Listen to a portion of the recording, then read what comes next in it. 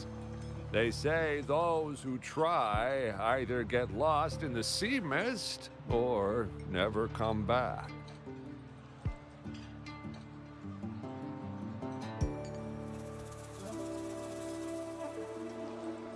If you're curious, just head southeast. Mount Firmament is on the east side of 𝔦𝔫𝔱𝔬𝔴𝔫, and you can see it from a distance. The southeast. What's your take on it? Any idea? The past few days, especially this morning, I caught this unique smell from the southeast. From that mountain they just mentioned.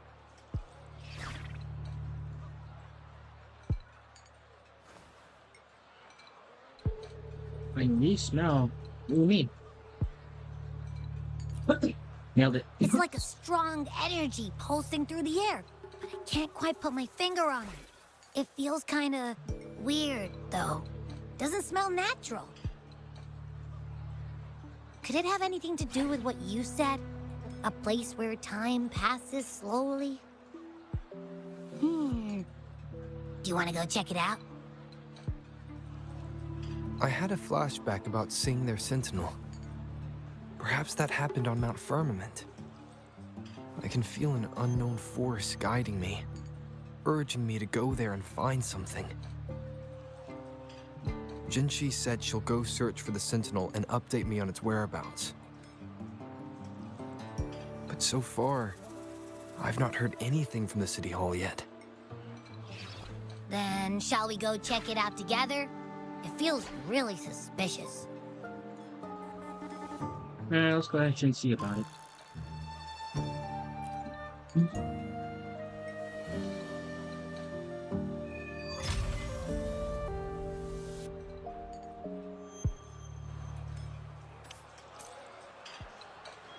Abby, are you getting sleepy again? Let me take a quick nap, all right? I've got keen ears. If anything goes down, just give me a holler and I'll be up in a jiffy. I swear. This child of mine.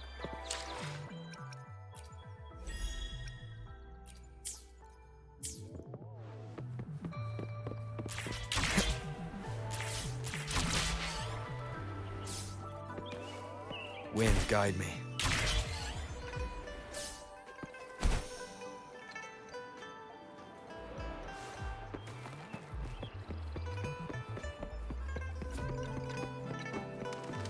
Out the way, birds. Oh shit, killed one. Oh damn. I didn't expect the bird. Officers, I did nothing. I did nothing wrong. That bird had it coming. You know what he did.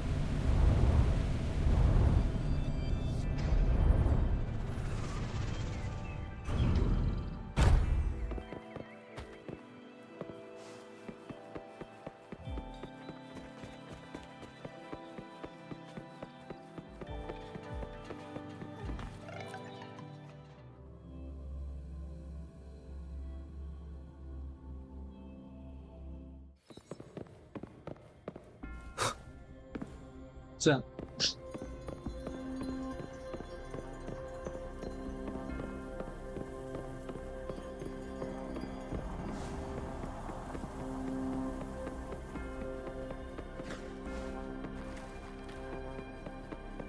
Yo, 𝔱𝔠𝔢𝔬𝔢, what's good? Greetings, Rover. What can I help you with today? I'm here for Jinsa. Questions about the Sentinel. I regret to inform you that Madam Magistrate is not in the City Hall. She has left for Mount Firmament. Yeah, I have them. In fact, we have not heard back from her for days. That's concerning. So you don't know what she's up to? Unfortunately, no. Please keep this confidential. The situation in Jinzhou is still unstable after our battle with the 𝔦𝔫𝔱𝔬𝔴𝔫. We must limit discussion of the Magistrate's whereabouts to a select few. What's going on? When we captured Scar, he claimed that the Fraxidus had imprisoned our Sentinel. It was around the same time that Madam Magistrate lost track of 𝔦𝔫𝔱𝔬𝔫. If our Sentinel is truly in danger, or if someone with malicious intent obtains this information, the potential consequences could be as catastrophic as the previous 𝔦𝔫𝔱𝔬𝔴 invasion. In order to investigate the Sentinel's whereabouts, Madam Magistrate has left for Mount Firmament, its last recorded location. Goody gumdrops. Jinsa, is there anyone with her? Bodyguards? You can't touch me. Can you get in touch with them? Madam Magistrate traveled to Mount Firmament alone. Oh, wonderful. The looming threat of the 𝔦𝔫𝔱𝔬𝔴 discouraged any additional diversion of human resources. Furthermore, when it comes to the Sentinel, force is not a viable solution. I need to go to Mount Firmament and maybe the Sentinel. Yeah, she might also be in trouble, so I want to help her. Madam Magistrate trusts you. It is beyond my authorization to meddle in your decisions. Alright, you ain't saying nothing. However, the landscape around Mount Firmament is complex. One must be accompanied by a special wayfinder to navigate safely. That's all I know.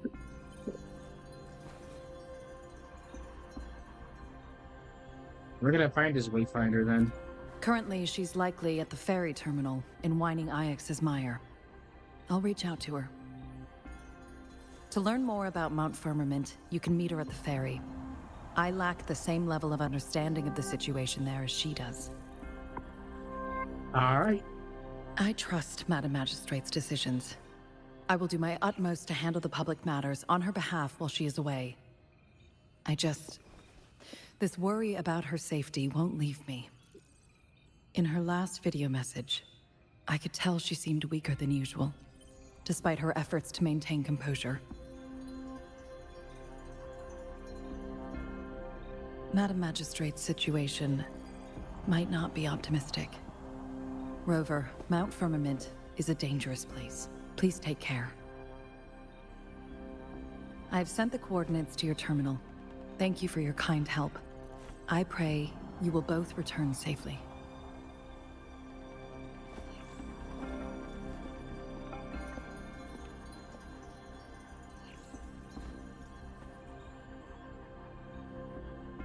You there?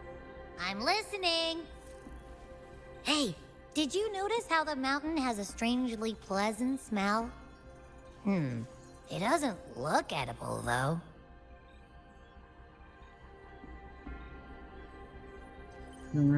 You're hungry again. Not that I'm hungry or anything. I just tend to doze off easily. Feels like my body can only process what I consume while sleeping. And don't worry, if there's any danger coming your way, I'll wake up like clockwork, just like last time. Well, unless there's nothing that can even remotely challenge you. In that case, I probably won't wake up. Yeah, Nabby's out. No.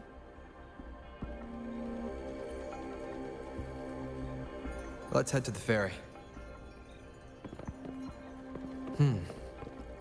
Mount Firmament. Our Wayfinders should have plenty information to share.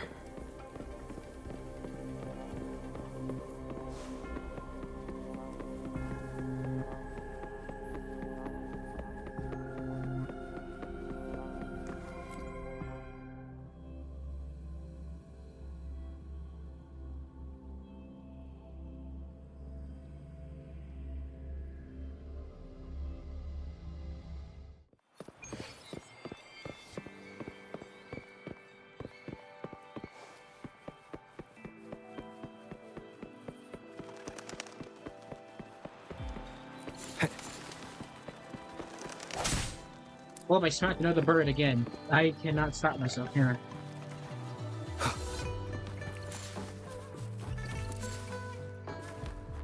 Oh, hey, I can see the Mount Lake, see the statue of the Union. Neat. Well, I'm sure they won't mind if we do this. What?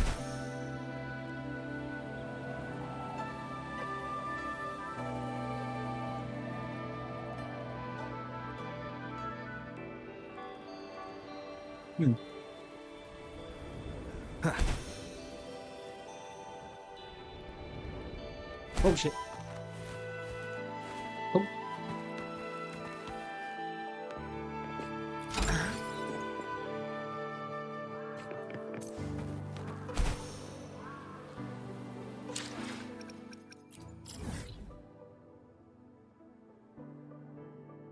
Yeesh.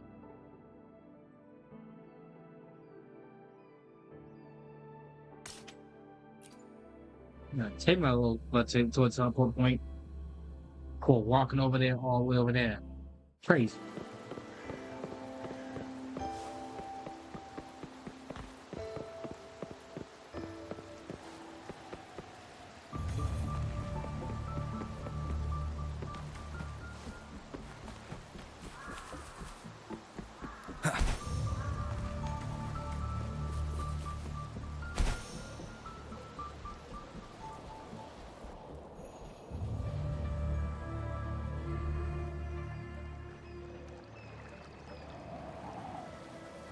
Just plant monsters? Okay.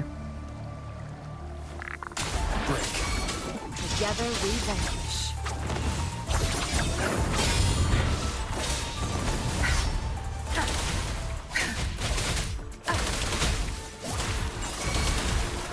Hold on him. Together we vanish.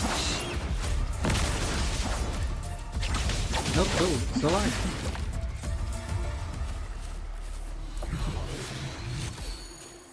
Oh, look, shinies. I'm starting to question if there's like a thought going on in that brain, in that head of yours. Besides blame. Oh shit, that was... Over here and some sitting there, the wall jumps and shoot. Damn. Alright. Leave it to me. Oh. Oh, I see. Moment of resonance.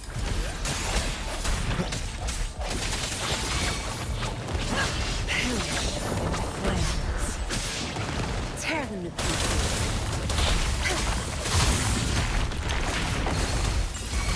Zap string. It's our curtain call. Together we vanish. Be reduced to cinders. Sever. Easy peasy.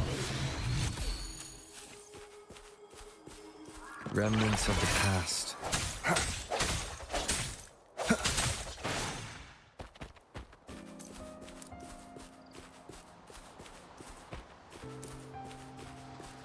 So, who do I meet around here? I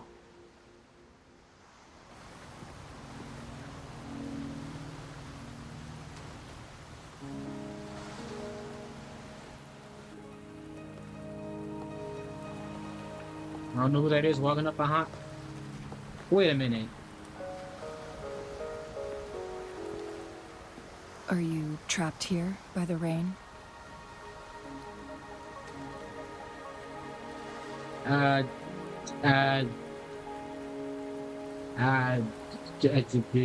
I'm waiting for someone?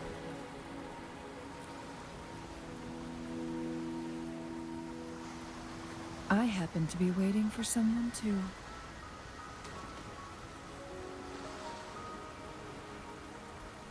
Are you the wayfinder? I am Changli, your wayfinder. Don't worry, the rain won't last much longer. Our destination lies just beyond it. Rover, what do you know about Mount Firmament?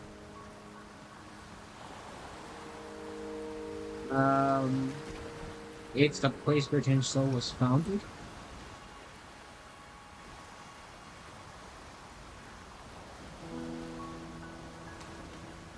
There is a certain folk tale. Have you heard of it? While hiking in the mountains, a woodcutter came upon two people playing 𝔱𝔱𝔬𝔱 and became enthralled with their game. Upon his return home, he found a world transformed. Everything was different, as if in a new reality. That mountain was a secret realm where time worked differently. The woodcutter only spent half a day inside, but outside, a century had passed. That's Mount terrifying. Firmament is such a place. That's terrifying. But unlike this folktale, there is a price to pay for entering and exiting its grounds. If I spend a full day in the mountains, 10 days will be taken off my lifespan upon my leaving, reflecting the actual time that is passed outside. Not to mention, the situation on Mount Firmament right now is probably even more complex than before.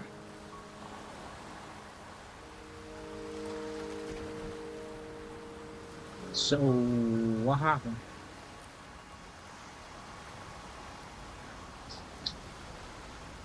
The strange time patterns of Mount Firmament are tied to the Sentinel's temporal mandate. Time ebbs and flows at its will.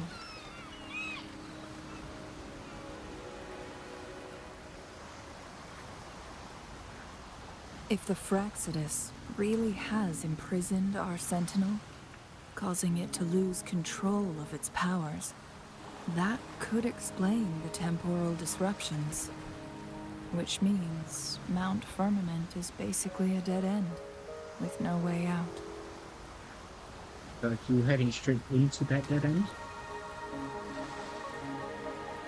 Lifespan is not the top of my concerns. If you've decided to venture there, I'll join you as your wayfinder. Jinshi has stayed on Mount Firmament for too long. Sun Hua, there we go. Says she might be in danger. She doesn't miss a thing, does she? Before Jinshi left for Mount Firmament, scales began appearing on her body, and her resonance ability was weakening. Those signs pointed to a dire situation for the Sentinel as well.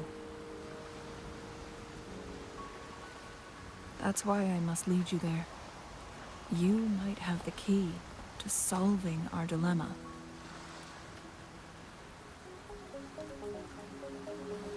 What do you mean?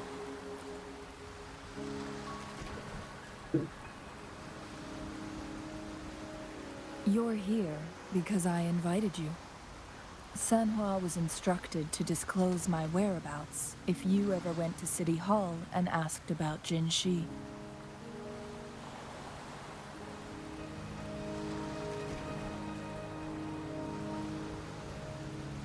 Why would you tell me? I mean, how do you know I go to City Hall? It's no surprise that you went to City Hall for answers, considering your memory loss and Jinxi's prolonged absence.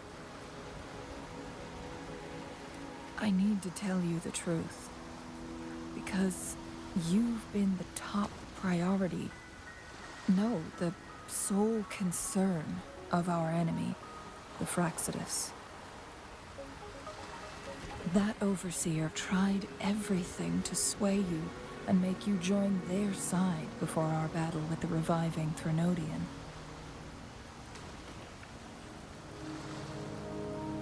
It's a clear sign that your involvement could disrupt their plans, especially at Mount Firmament.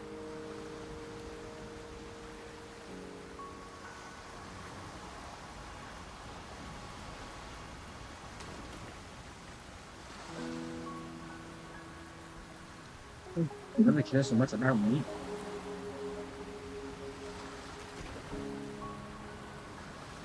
Records at the Grand Library tell a tale of someone who dared to enter Mount Firmament after the Sentinel's descent, and they emerged unscathed, as if time had no hold on them. They were also said to have stood alongside the Sentinel.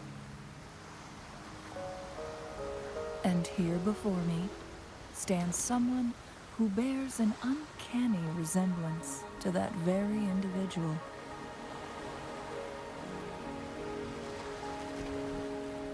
You think that person is me? Is it you? If not you, who else could it be? I don't freaking know. It took me some effort to finally reach this conclusion. Rover, the journey ahead is filled with danger at every turn. Once we venture into the mountains, there's no turning back. Are you sure you still want to join me?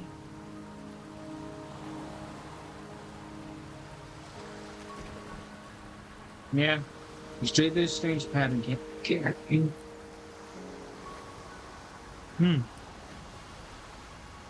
As your wayfinder, I'll lead you to your destination. What you do after that is entirely up to you.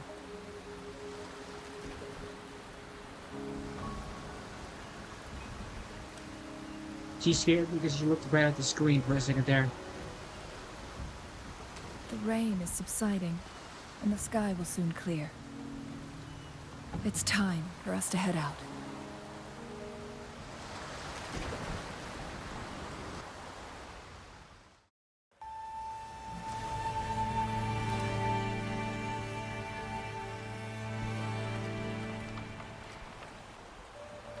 Damn, she think. I mean, what?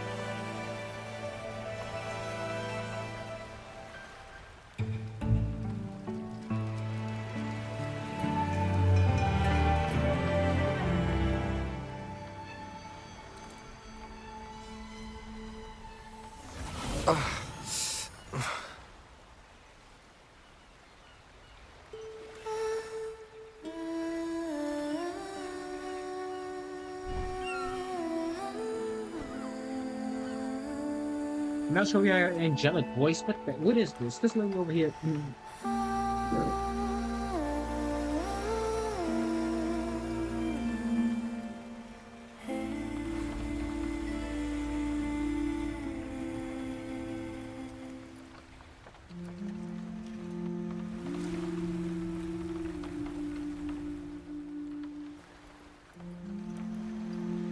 Oh, I think he nodded off. Yeah, he nodded off.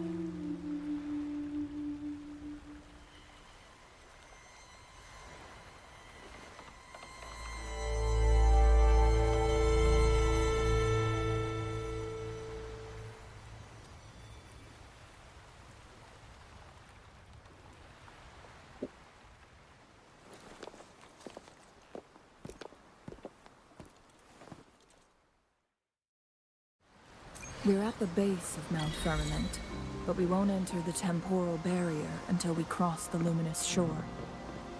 Shall we proceed? The storm is coming. Some people must be itching to pounce.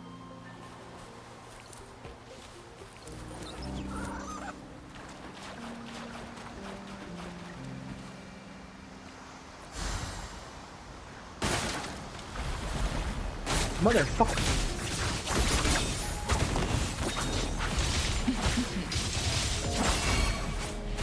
Swift and resolute. One with the sounds.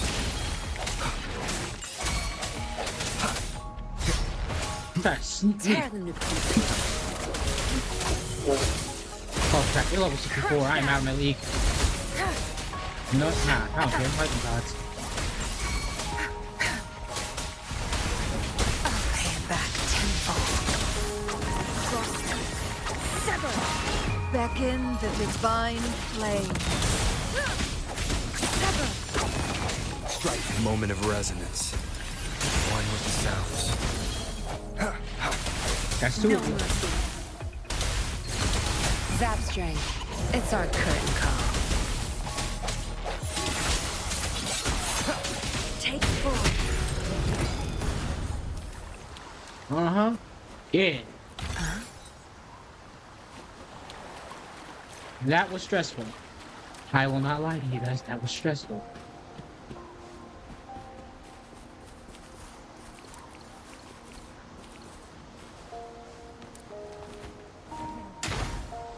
So wind chimer. Firmament, and you collected to use basic. Huh? Someone has keen interest in that. Okay.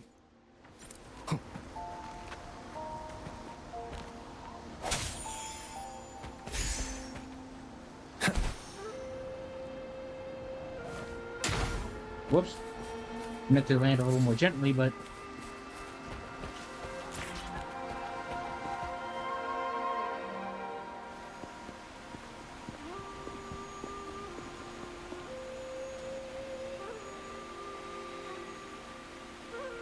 The bridge has broken. Well,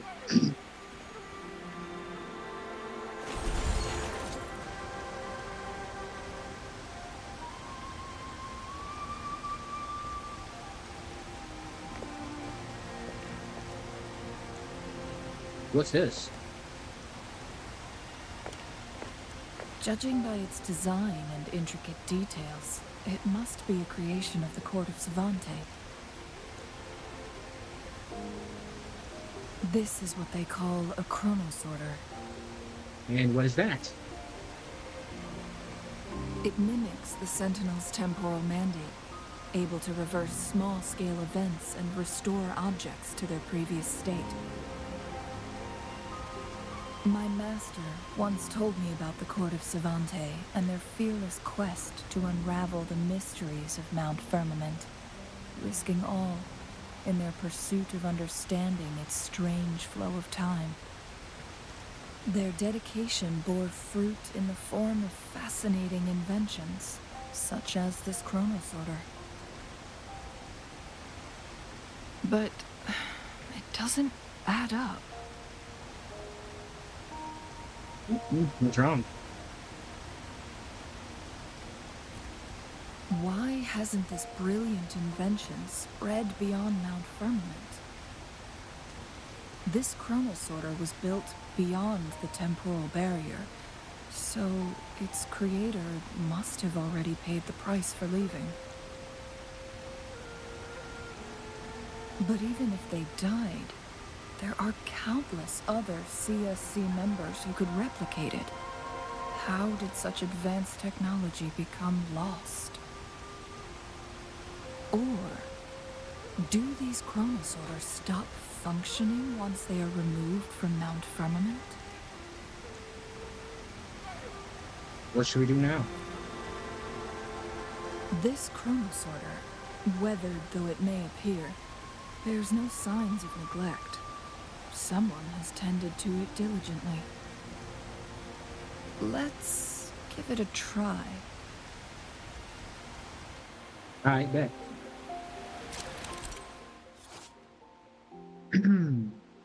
Use the corners of the chronosorter to alter the flow of time in a small area, changing the state of a certain item's space with items within space.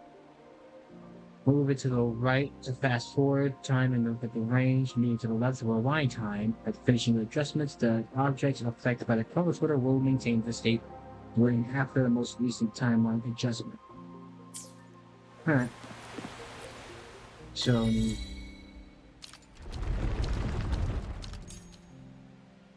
like so.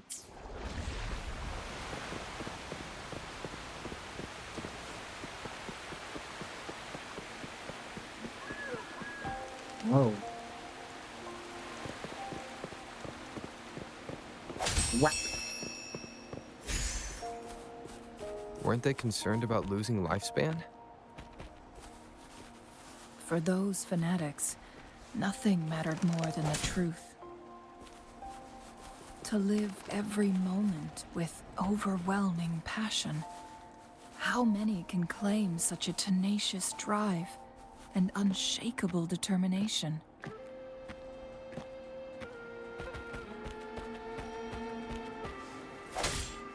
Sorry, Rabbit. I need meat.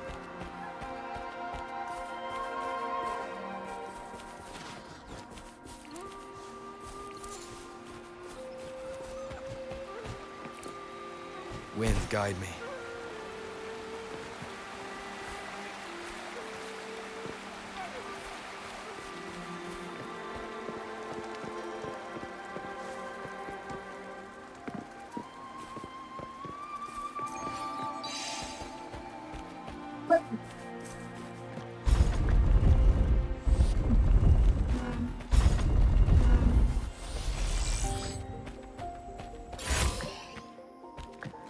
All yours. You're welcome.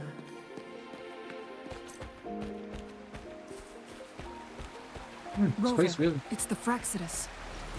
They're ready to get it just in a second. Together we vanish.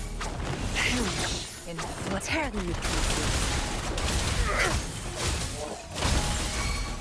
Swift and resolute. I sense your weakness. The Yo, end boy, has come. here's a hint. Don't miss. Take form.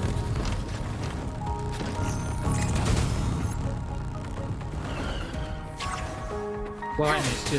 𝔱𝔥𝔯𝔬𝔱𝔬 the stage is yours. Guests of the unkind, Oh, you gotta be kidding me. be reduced to cinders. Sever! Make it back.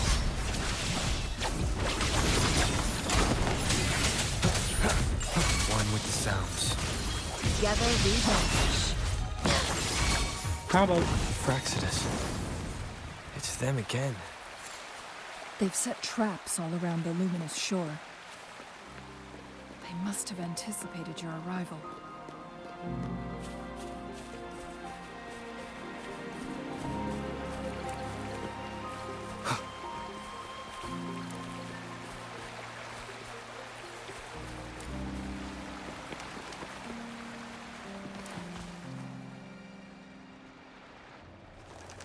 The entrance is sealed. It's the photon barrier, another invention from the court of Cervante. Specific steps must be followed to undo the barrier. Rover, I'll guide you.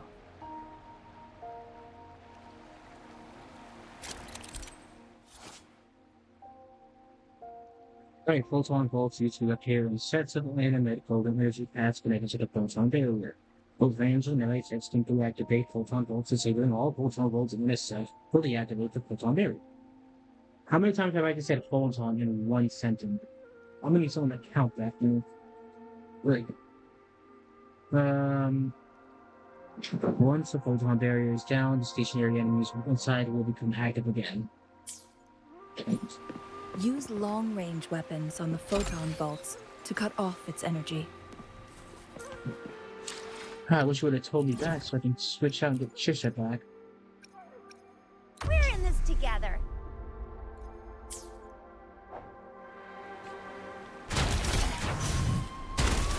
Once we've reached the cave's end, we'll enter the domain of Mount Firmament. Proceed with caution. Another day, another heroic me. I will be there. Nice pick. You won't regret choosing 𝔟𝔬𝔱𝔬𝔬 service. Make this quick. I have experiments underway. Thank you. I appreciate it. From now on, you'll have priority access to me for any deliverables you need.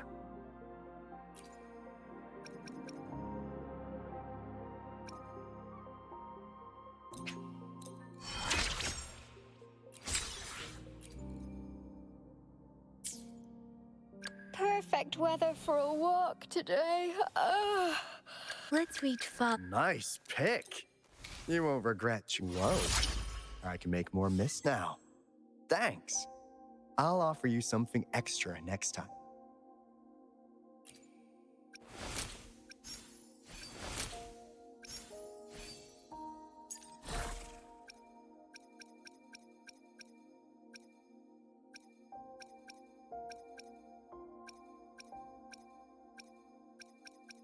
Let's see, what's a good one that I can use with you?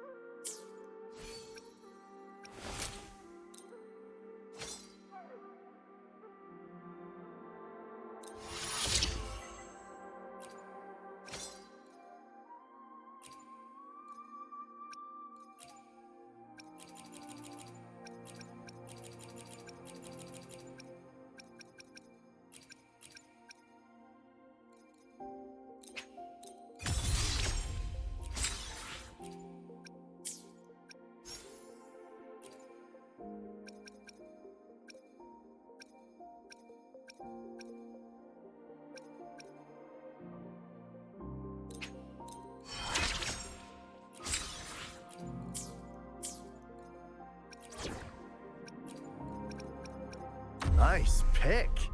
You won't regret choosing 𝔟𝔬𝔱𝔬's service.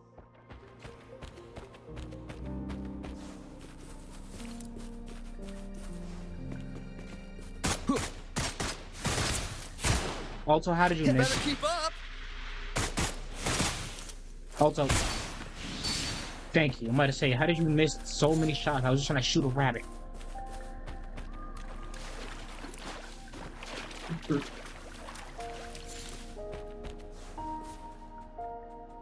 You lucky rabbit. You lucky that you held me back.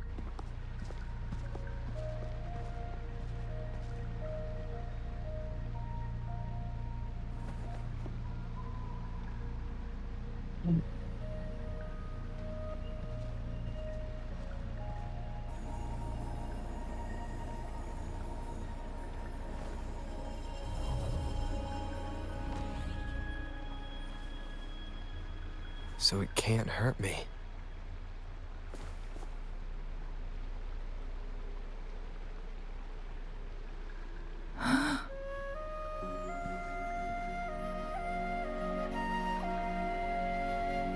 The effect of that strange time pattern you mentioned? Jesus. Time on Mount Firmament used to simply flow slower than in the outside world.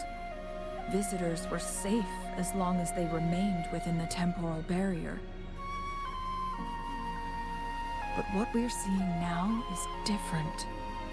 The flow of time has gone haywire.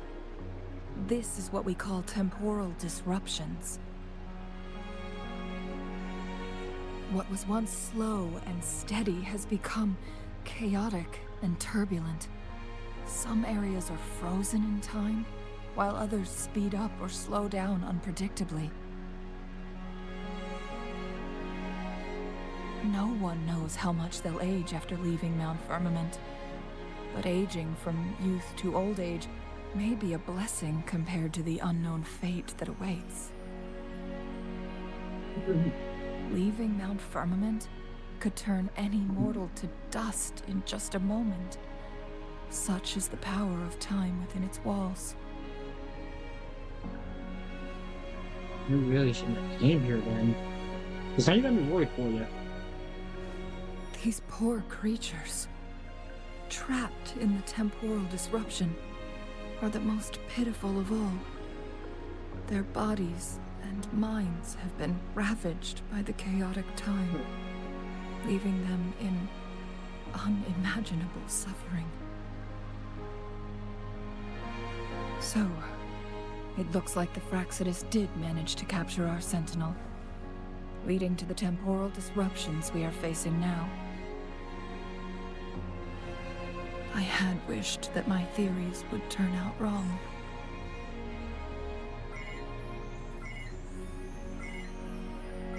As expected, my terminal isn't working. We can't reach Jinshi. The temporal disruption is preventing it from functioning. Soon. We can't waste a moment. Jinshi's fate isn't the only one at stake. All the inhabitants of Mount Firmament are in danger. We need to hurry to Hongjian, a town nestled at the heart of Mount Firmament. Jinshi would likely pass through there on her search for the Sentinel.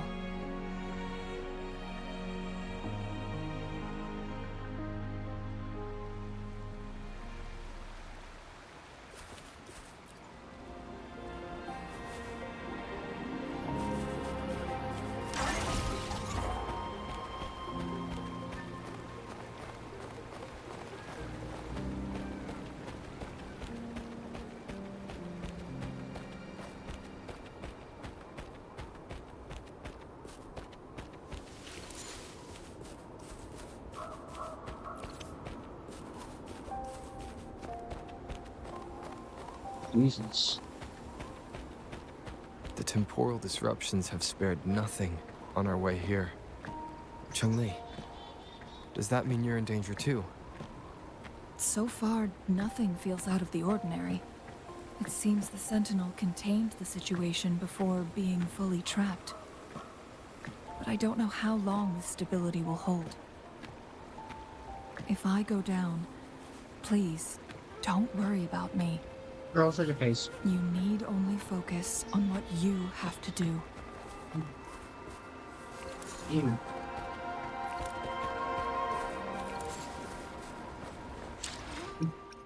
Don't worry about me, she says. Girl, it's too late for that. It is way too late for that.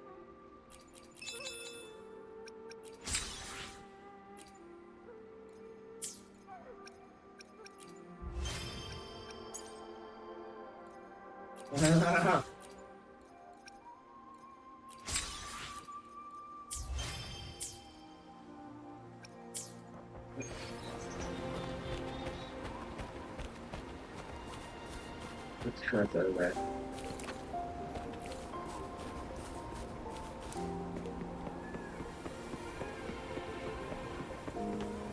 Jesus, this place is...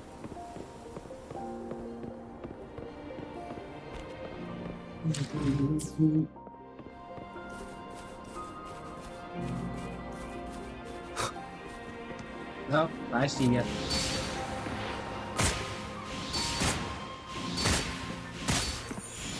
Got it.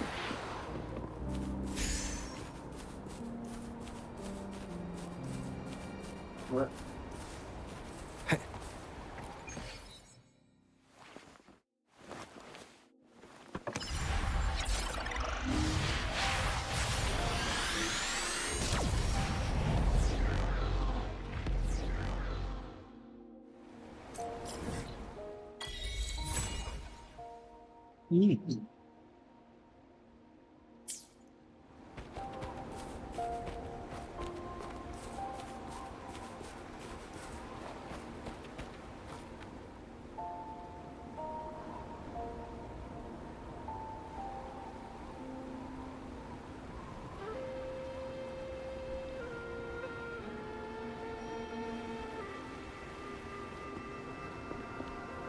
What's the matter?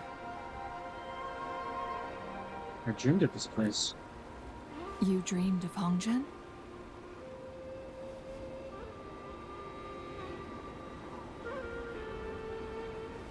It sounds like you did dream of this place.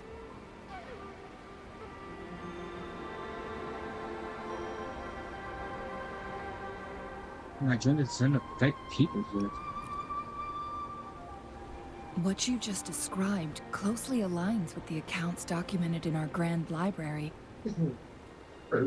Over a century ago, a vast horde of tacit discords invaded Huanglong. Hongzhen suffered greatly during that onslaught. Thankfully, the Sentinel descended, manipulating time to erect a protective barrier, keeping those monsters at bay. Rover, perhaps that dream is more than just a dream. It could be a glimpse into your own past, and a guiding light for the future.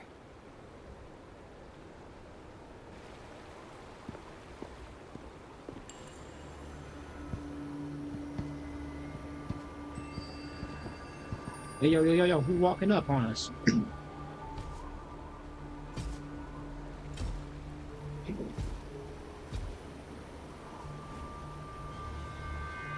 Breakfast. Hongzhen is a pivotal location, linking various parts of Mount Firmament. With the Fractsidus now targeting us, they'll seize any opportunity to intercept our path. Yeah, they could trap in Hongzhen. But every trap has its weak points.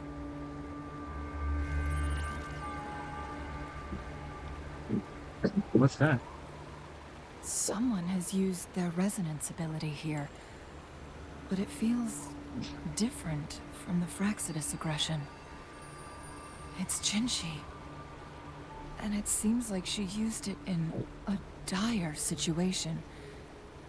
Could it be related to the people of Hongzhen? The traces lead deeper into the heart of Hongzhen. Let's keep moving. Don't let your guard down. Listen, whenever I let my guard down, except for that one time I tried to open the treasure chest and they got attacked with those freaking slither things.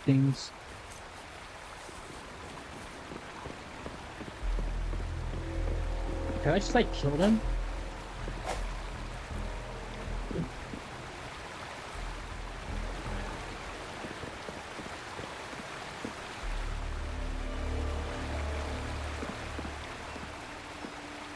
The traces end here.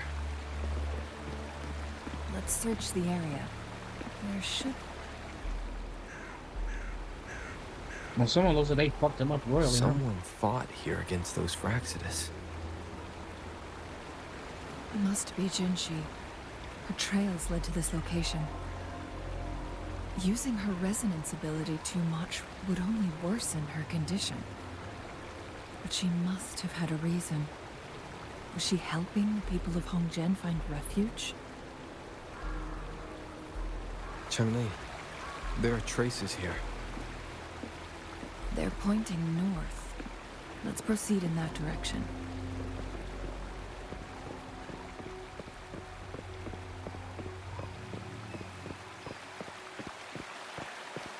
Leave it to me.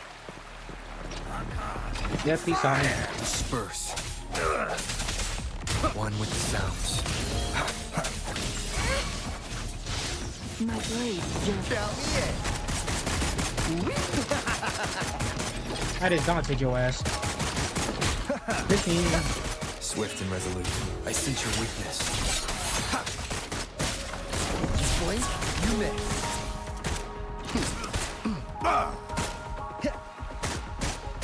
Bam, bam, bam, bam, bam, bam! How's that for a magic trick? Swift and resolute.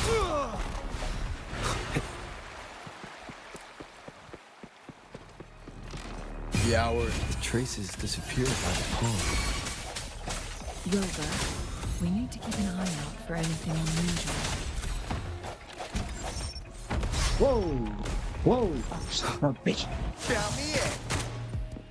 Right. No hesitation. I've accidentally stirred up the hornet's nest. Alright, fuck it. Move on. Who's the caged bird now?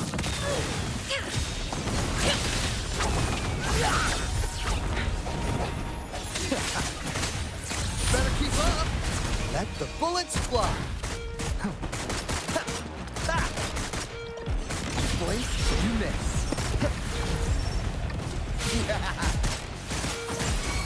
Better keep up.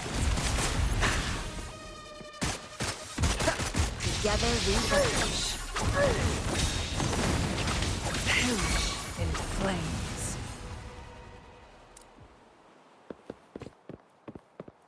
Easy.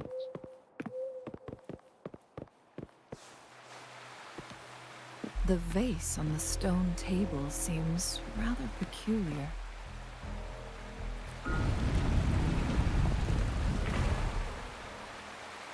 There's something behind the waterfall. Let's go take a look.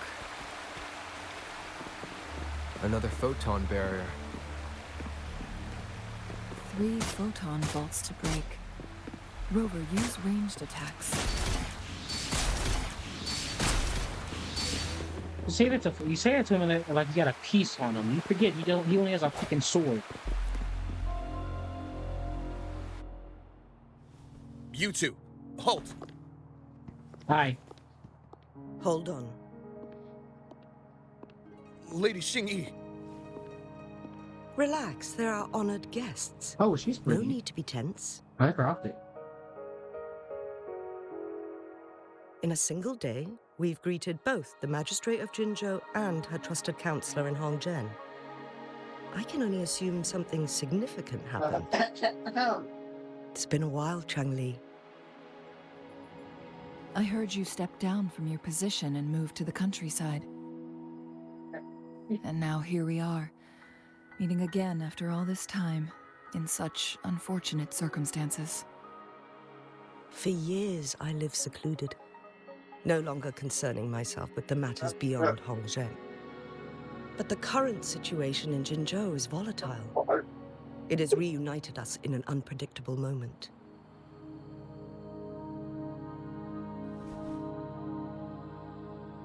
And you, young sir? What shall I call you? Call me mine. Because she's gonna call me Rover anyway. My name is Xingyi. Pleased to make your acquaintance. Please follow me this way. It's not safe to talk here.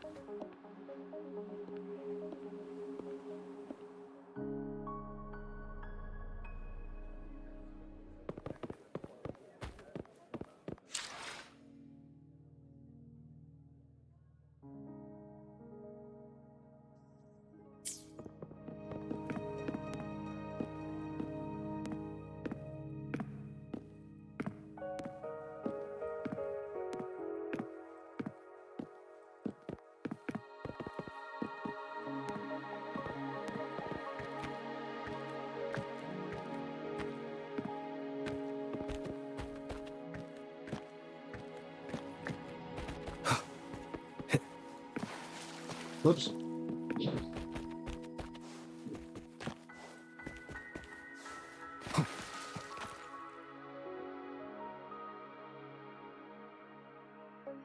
I bet you have more important to do. Don't let an old man like me hold you back. Don't accomplish your task that with purpose. What makes you think so? My eyes may be old and blurry, but my mind is sharp as ever. I'm living a whole life in Mount Firmament. But people are all the same no matter where you go. The actions reveal our true purpose. And now it is crucial to turn from Mount Firmament. Your arrival, yes, there is the coincidence. In these troubled times, you may hold the key to bring about much needed change.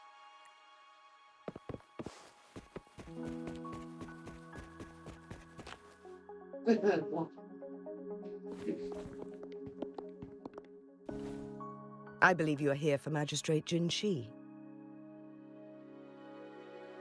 The magistrate left Hongzhen about 15 minutes ago. She should be at the Truth Seeker's Pass now. Truth Seeker's Pass? That's what they call it in Hongzhen. You might know it better as the ruins of a court of 𝔱𝔠𝔠𝔬𝔱𝔬 facility.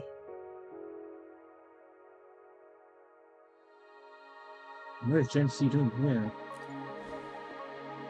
Lady 𝔱𝔬𝔱𝔬, please elaborate.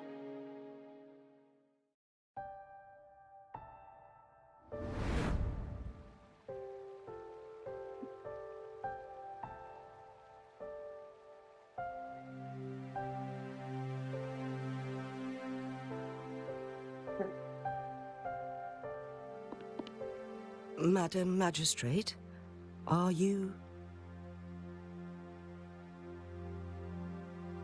I'm fine.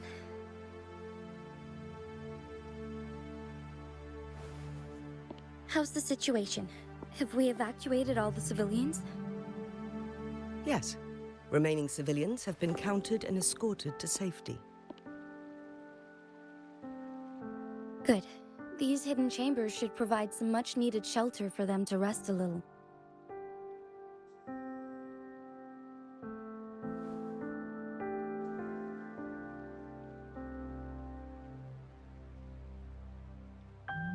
Despite being the Sentinel's appointed resonator, I haven't been able to sense its presence for some time now. I can feel my resonance ability waning, and I get my power from the Sentinel. This can only mean one thing. The Sentinel's condition is getting worse. Lady Xingyi, I need to know where the Sentinel was last seen. I can only fix the temporal disruption within a confined radius. It's already pushing my limits to keep this small pocket of space secure. Mount Firmament is in serious trouble, and we can't waste any more time. We need our Sentinel to stabilize the time flow. The Sentinel was last seen flying towards Mianlung Chamber, where it would normally rest. The Fraxidus likely swarmed it soon after. But little did they know, we had a defense system in place, built with the help of the court of 𝔱𝔠𝔠𝔬𝔱𝔬. It was reactivated as soon as our Sentinel made it back inside. This mechanism has allowed us to locate their troops, and we've already eliminated some of them outside the Mianlung Chamber. To get inside Mianlung Chamber, we have to find the cipher key in Truth Seeker's Pass and unseal it with the Keyforge. Understood. I will go bring back the cipher key. You are injured. Please, rest and leave it to me. The Fraxidus will most likely attack this place once I leave. You must stay here and guard it. I implore you, Xingyi. Help me keep our people safe.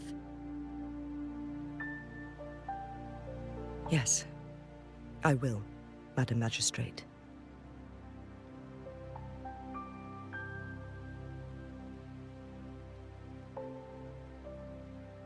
Before I headed to Mount Firmament, the Fraxidus revealed a prophecy from our Sentinel. A fateful clash between the Sentinel and myself that would shape the fate of our city. I never intended to believe their baseless claims, but I was not surprised to hear it.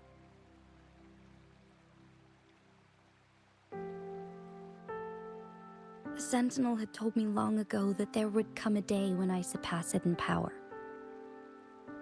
A day when the humans of Jinzhou take control of their own destiny. Once we save the Sentinel from danger, I intend to have a serious conversation with it about this prophecy.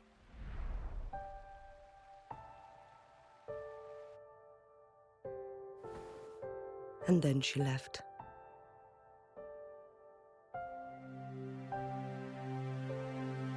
There's still one thing that doesn't add up. How did the Fraxidus kidnap our Sentinel? The Mianlung Chamber was once renovated by the court of 𝔱𝔠𝔠𝔬𝔱𝔬. Do you think their research could be involved somehow?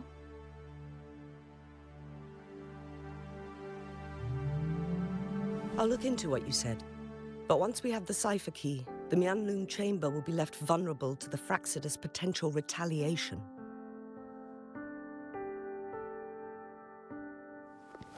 We must keep them at bay. Rover and I are headed to the Truth Seeker's Pass to meet up with Jingxi. We'll distract the Fraxidus main forces, giving you an opportunity to stage your ambush. And the locals will handle the rest. I will send some men to open up the side exit for you. Head south and keep walking a couple of minutes, and you will see the Truth Seekers Pass downstream. Thank you, Lady Xingyi. Please, leave it to us.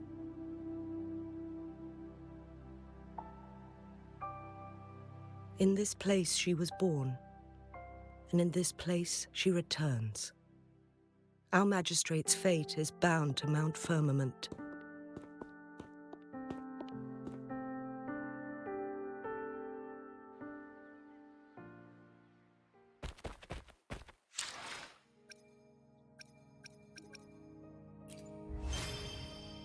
It's not working with a whole lot of time right now today. I think I'm gonna call it here for, well, not for the stream, I mean for the game. I'm gonna switch out with anyways.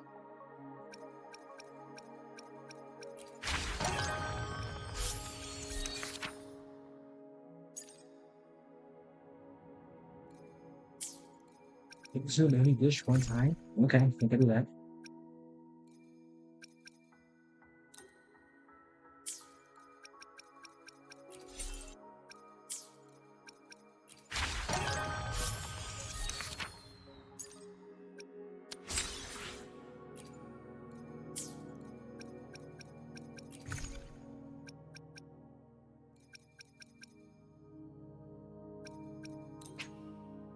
Let's see here.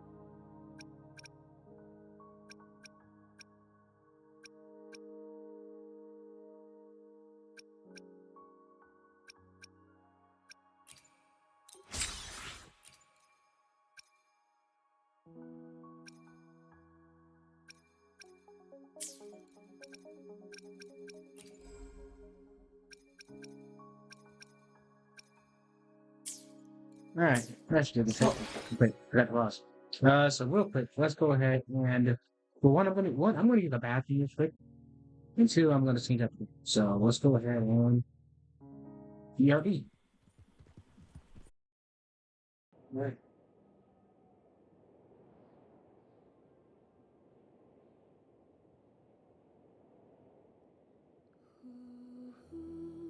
There we go.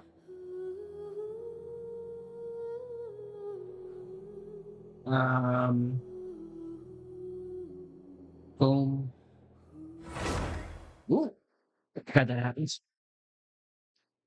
Yeah, I've also acquired some donuts.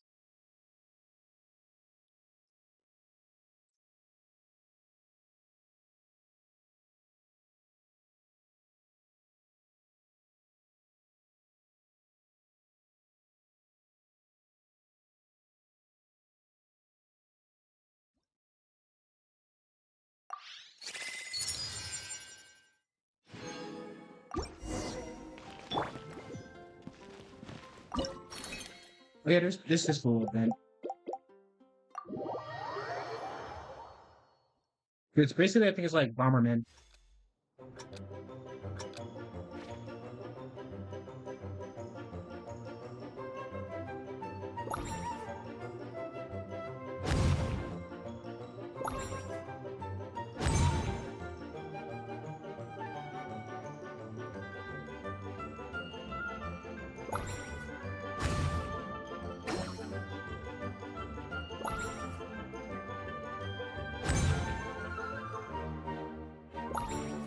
From there, blow it up. Jesus.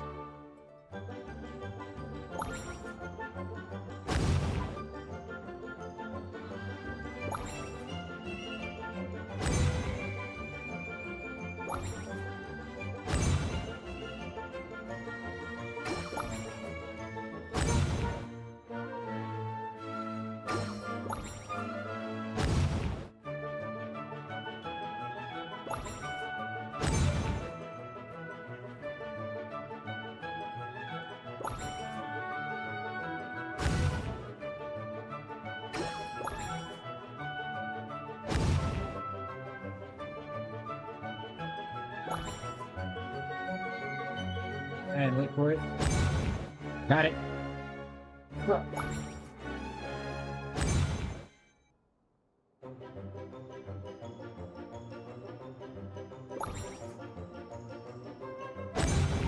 Ooh, close one.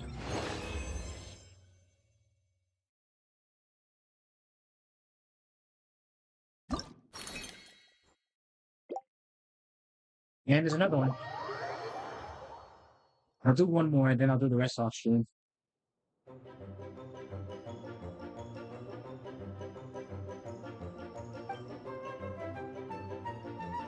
But there's still creepy characters and there's the sprinting double direction. Okay, that's not terrifying.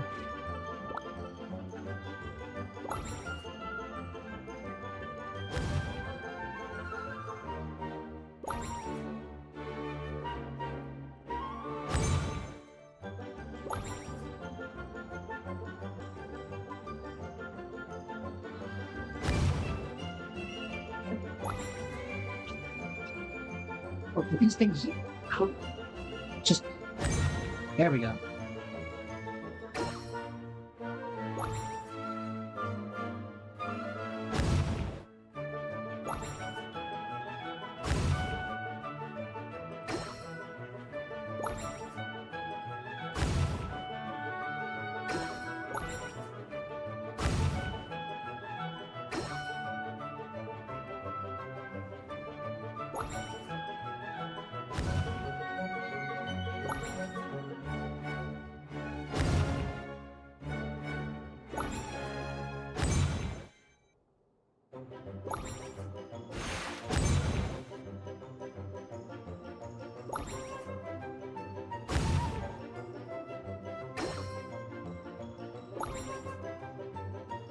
From the walk over there, and then boom shakalaka. Yes, I did just say boom shakalaka unironically.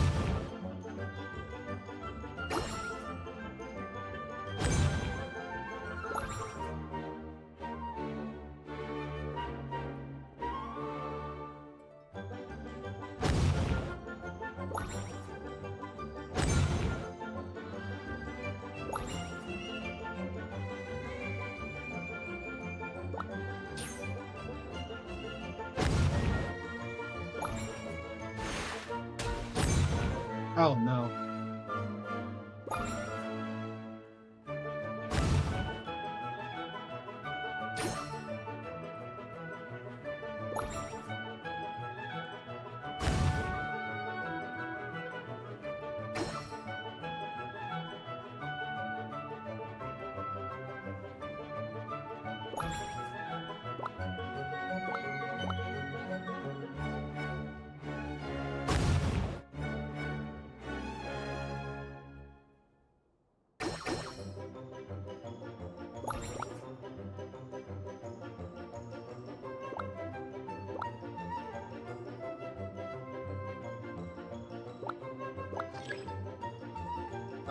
Can I take these back up?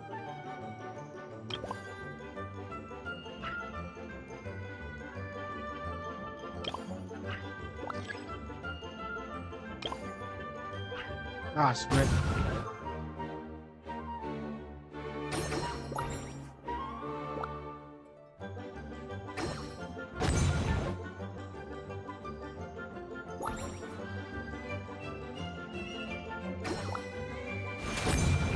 Jesus.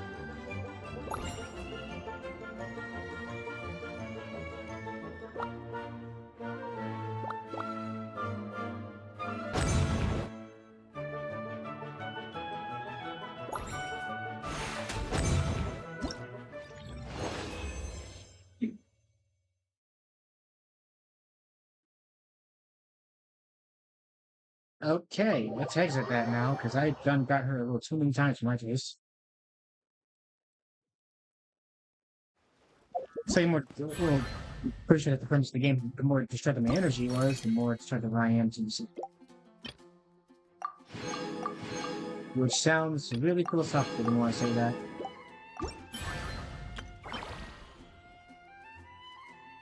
Oh, this ends tomorrow.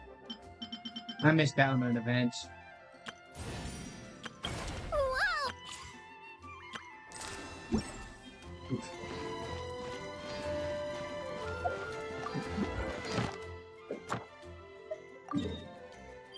Yeah, there is no way I'm able to beat beat anyone else's story quest and then get onto that one. And that now I missed the whole event. I've been crafting a little too much.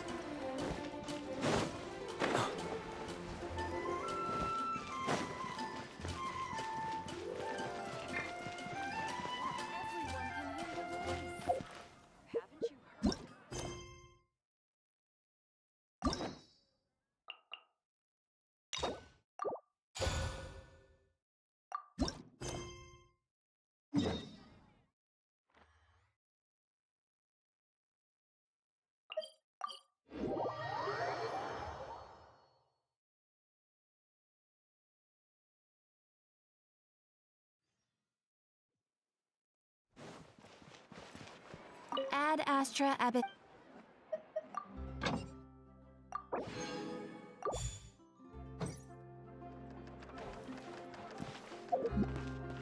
Alright. This world is full of unsolved mysteries. Time to begin work? There are still so many places for us to explore. Let's go.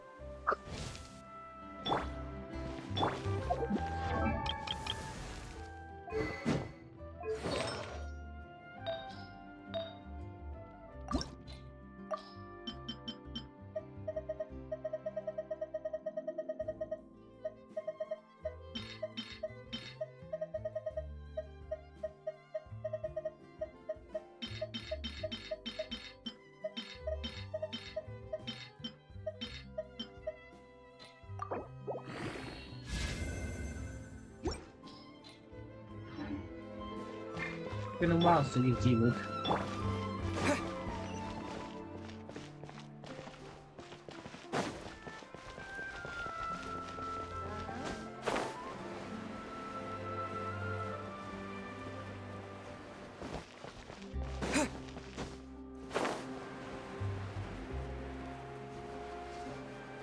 You supposed with the crowd.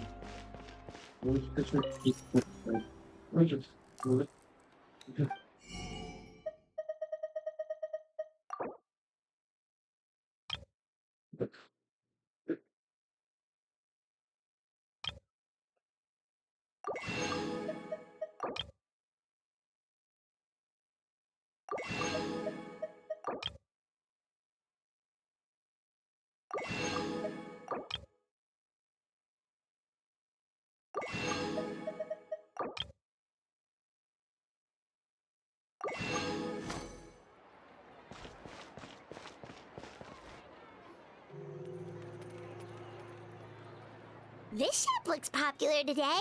Wonder what the occasion is.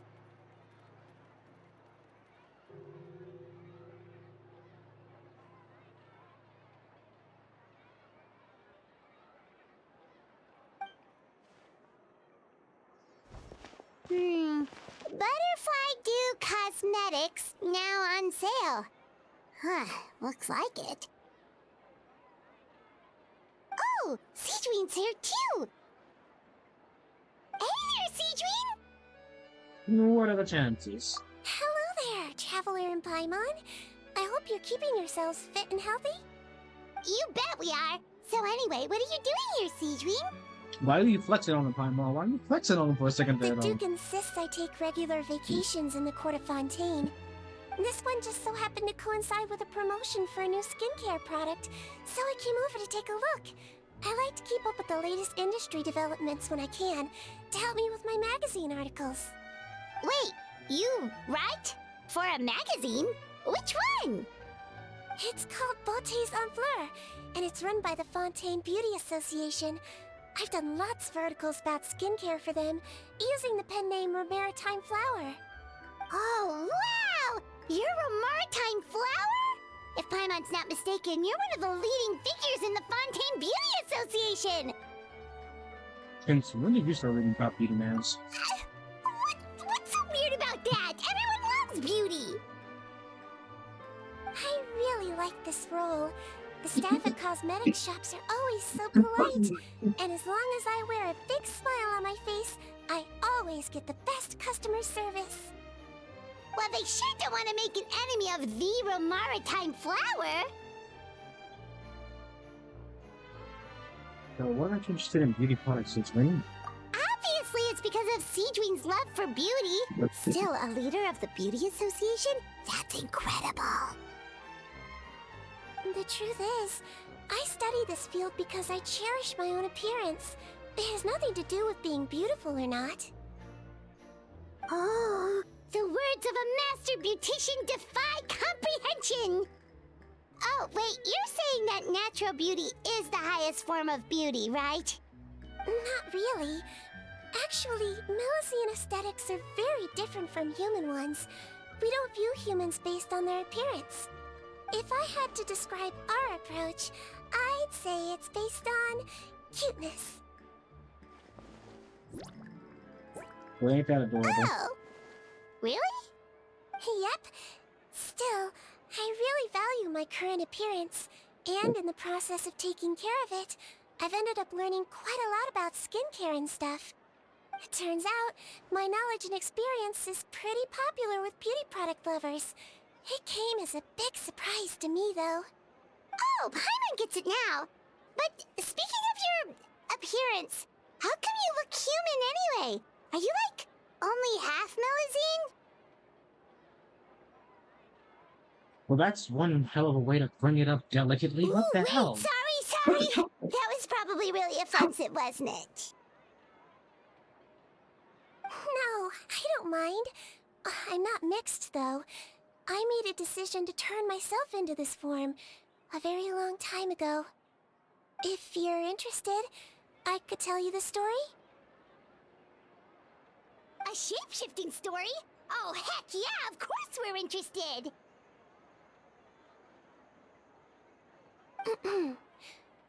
Once upon a time...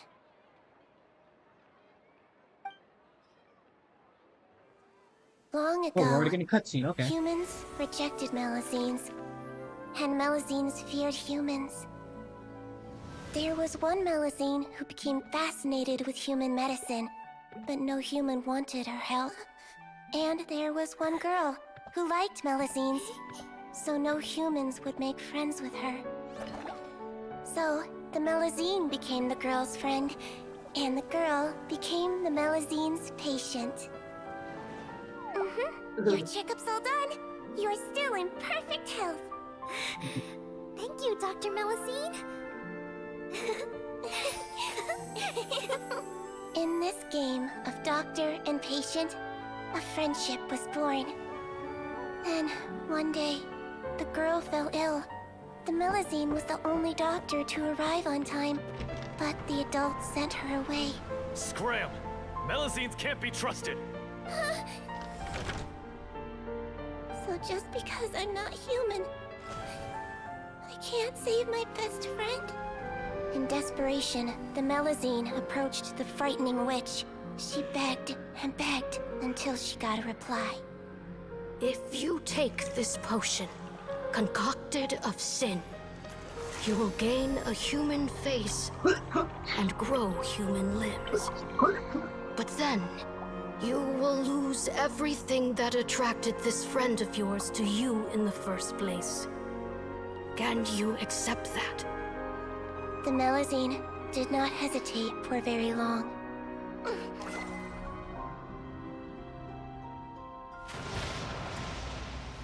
On a rainy night, a little doctor knocked on the girl's door.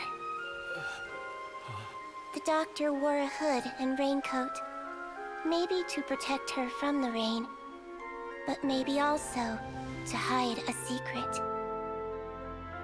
The little doctor held the girl's hand and treated her illness, just as she had so many times before.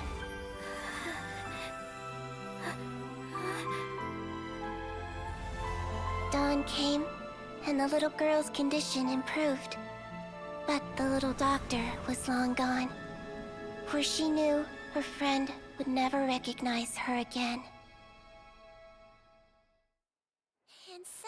Since then, I've lived my life in human form. Most people who know me just think I was born this way. Ooh. A witch? A potion? Why does this sound like a fairy tale? Trust me, it's a true story. Must be the way you told it then.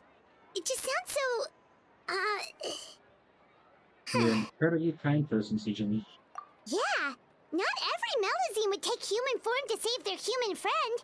That must have been a huge decision.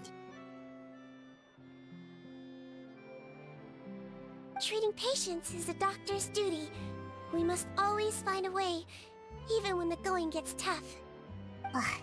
It's so crazy that they turned you away just because you were a Melusine, especially when their daughter was so sick. Well, sometimes appearance can be a real barrier. But that was a long time ago. I like how I look now anyway.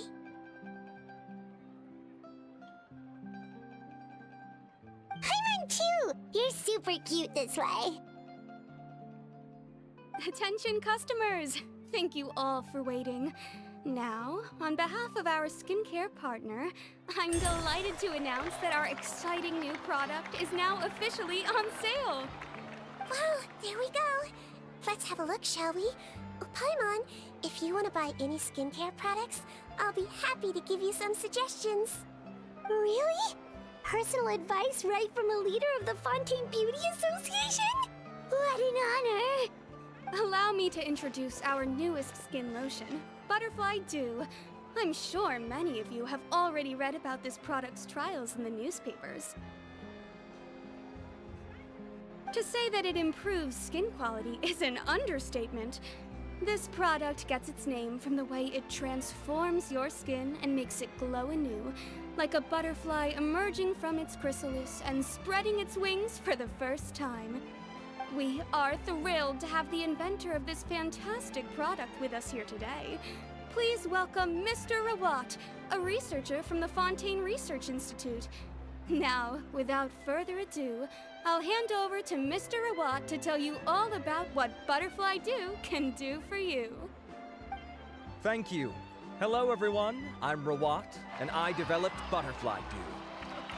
Wow, what a looker. He's a researcher? Wow, he's really challenging the stereotype. It seems that everyone is surprised by my entrance. Or should I say, my appearance. I'm well aware that researchers are generally better known for their brains than their dashing good looks. In that regard, I do believe I break the mold somewhat. Of course, appearance is a skin-deep way of defining a person. And yet one's appearance can be a very real set of shackles, holding a person back in their life. It can rob a young person of their self-confidence when applying for a job, dissuade a young lady from approaching the one she loves. Our actions are at the mercy of our appearance, and we slowly become the very person that the outside world sees us as. I already don't trust this guy. But what if I told you that those shackles can be broken? If our appearance prevents us from changing, then let us first change our appearance itself. Wash away moles, birthmarks, and wrinkles, and they can no longer rob us of our confidence. Replace them with luster and radiance, and we shall never again hang our heads in shame. That is why Butterfly Dew exists. Its mission is to allow us to shed our pupae, undergo a complete metamorphosis, and embrace a new life. Well, whether it actually works or not, after that speech, Paimon's already sold! Mr. 𝔱𝔰𝔰𝔰, could I ask if you've used this product yourself? Of course, I tried it many times while I was testing it. You can consider me a product ambassador. Wow, then it's sure to work! Still, I don't expect to convince you just by blowing my own trumpet. So, could I get a volunteer from the audience to try it out? Oh, Paimon volunteers! Yeah, let's go. Flying. Oh! Ah, what an honor! It appears we have a giant of the Fontaine Beauty Association here with us. In that case, Miss Sigewinne, could we seek your most expert opinion on this product? Sure.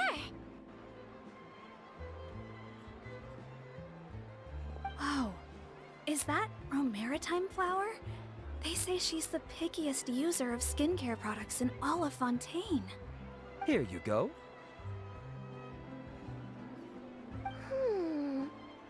Well, it's very kind to the skin, and the absorption rate is high.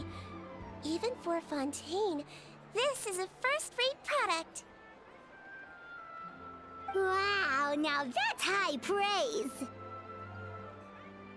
I'll take one. Any discounts? All right.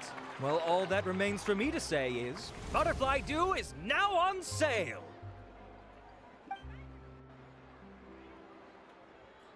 Think we should buy a bottle too? Nah, you're good enough already. Aww, really?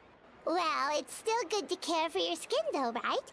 Paimon definitely feels kinda rough from being exposed to the elements all the time. And if you're worried about whether it's the right product for you, well, luckily for us, Sigewinne's here, so we can get an expert consultation.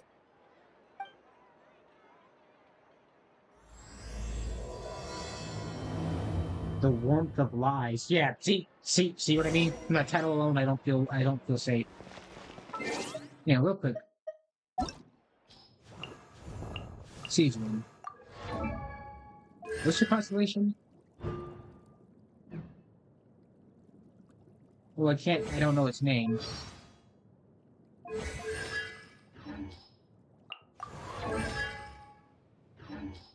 Huh, yeah, guess we just don't know the names yet. You will come home soon.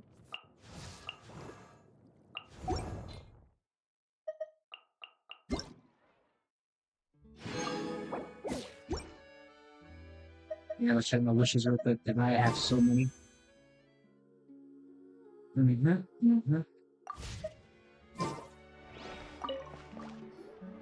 It's an honor to receive such high praise from you.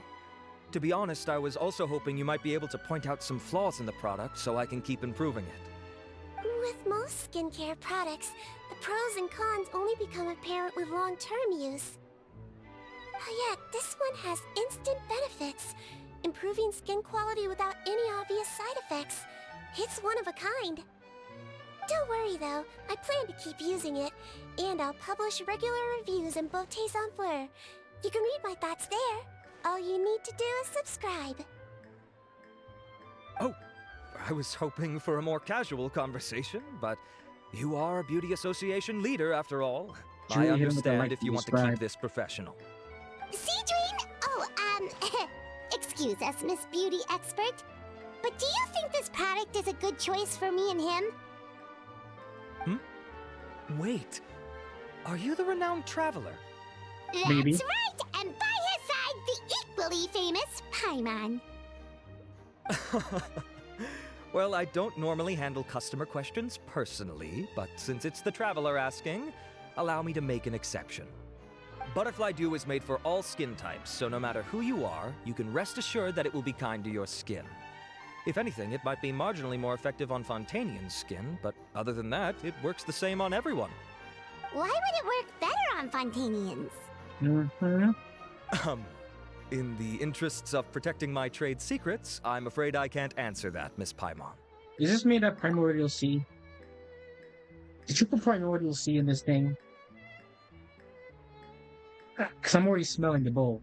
I smell it. It's putrid. Alright then. How about a friend discount? Save yourself the trouble.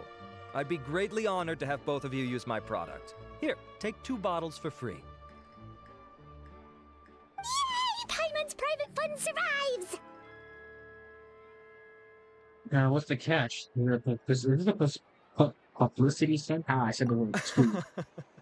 I can see why you might think that, but please don't misunderstand. This gift is simply a token of my esteem. There's no business motivation behind it. To me, finding new customers for Butterfly Dew is about meeting kindred spirits, fellow admirers of physical beauty. I consider it a labor of love. Admirers of physical beauty? Eesh, that's embarrassing to say out loud. It sounds so shallow. Thank you. It's nothing to be ashamed of, Miss Paimon. Most people claim to desire inner virtue, but it's still physical appearance that turns their heads. This is a fact of life. It's only natural for people to desire to become beautiful. And that's exactly what inspired me to choose this research direction in the first place. You're right. Everyone loves beauty, don't they? Look at the time. My apologies, but I have other things to attend to. I'll leave you with these 2 bottles of butterfly dew, and I look forward to seeing you again. Paimon, I'd say there's no need for you and the Traveler to use this product for now. Why? Is there a problem with it? The quality is fine. I just think there's room for improvement. I think I could add some ingredients to the mix to make it more effective. Really? Then why didn't you tell Rawat about that? Researchers are a very special breed of human. You can point out their flaws to their face and they won't mind very much. But if you tell them that someone else could do a better job, ooh, now that'll make them really upset. If I'd mentioned it, he probably wouldn't have given you those 2 bottles for free. Huh, fair enough, that makes sense. If you're interested in the more effective version, I can write up a list of ingredients for you. Just come get me once you've gathered them. When you say more effective, you mean it'll make Paimon even prettier? Ooh, how can we say no? Prettier Paimon? As for me, it's probably time I got back to the Fortress of Meropide. I mustn't leave the infirmary unattended for too long. Alright, see you there then!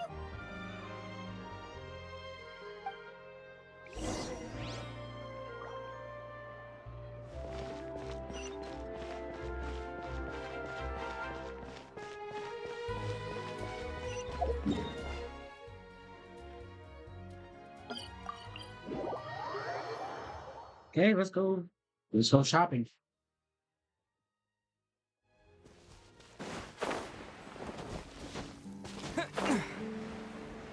Just up ahead, Traveler. The ingredients for Sigewinne should be nearby.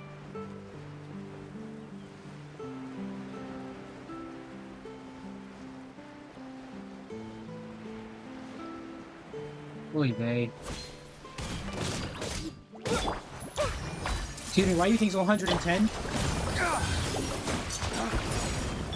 Access denied. Yeah, this may hurt a little.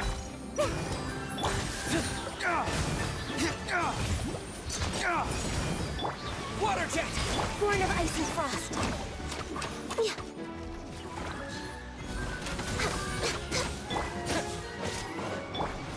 Grow, ouchie.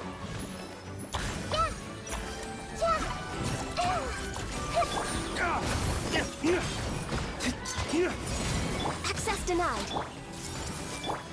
Water jet!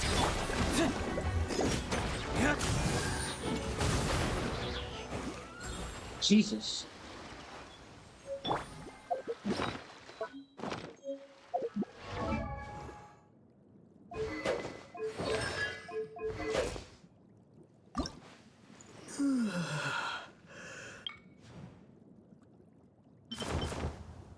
Ooh.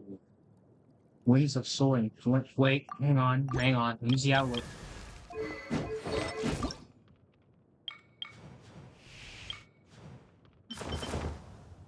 Yeah, that is literally your colors.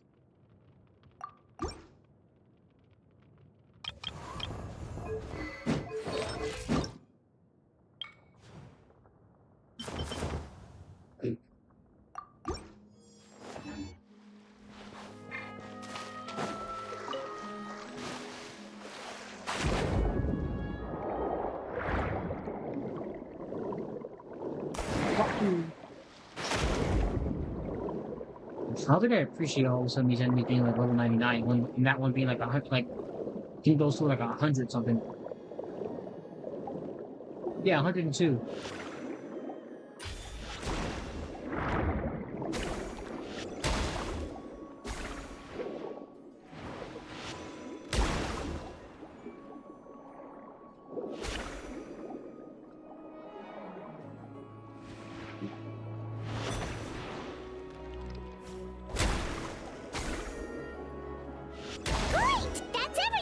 Let's head to the Fortress of Meropide!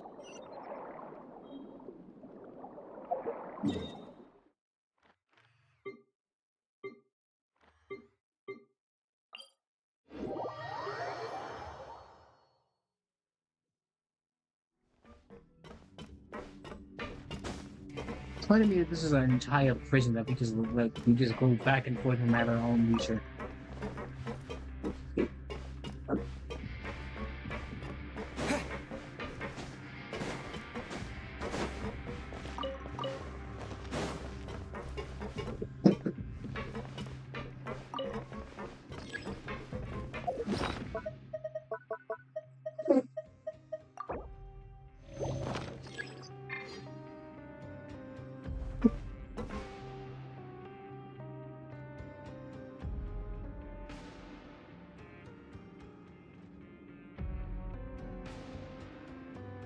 Jesus, how long has this been taking?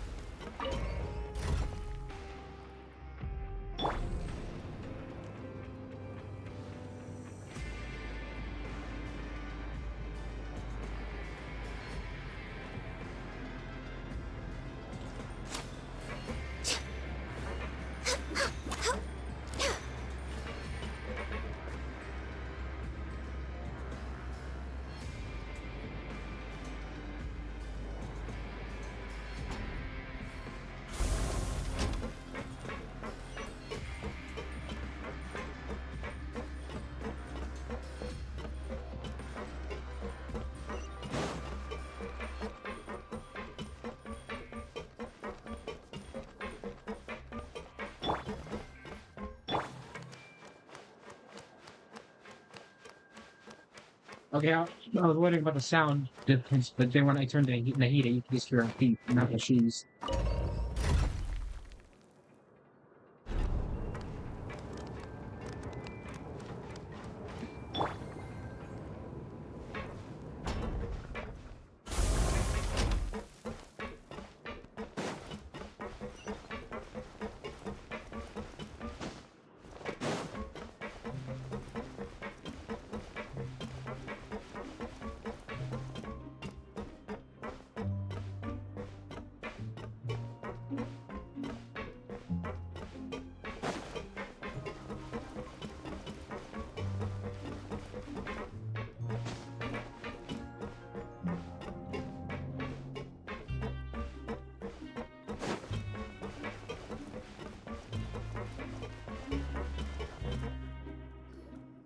Whoa, the infirmary is packed!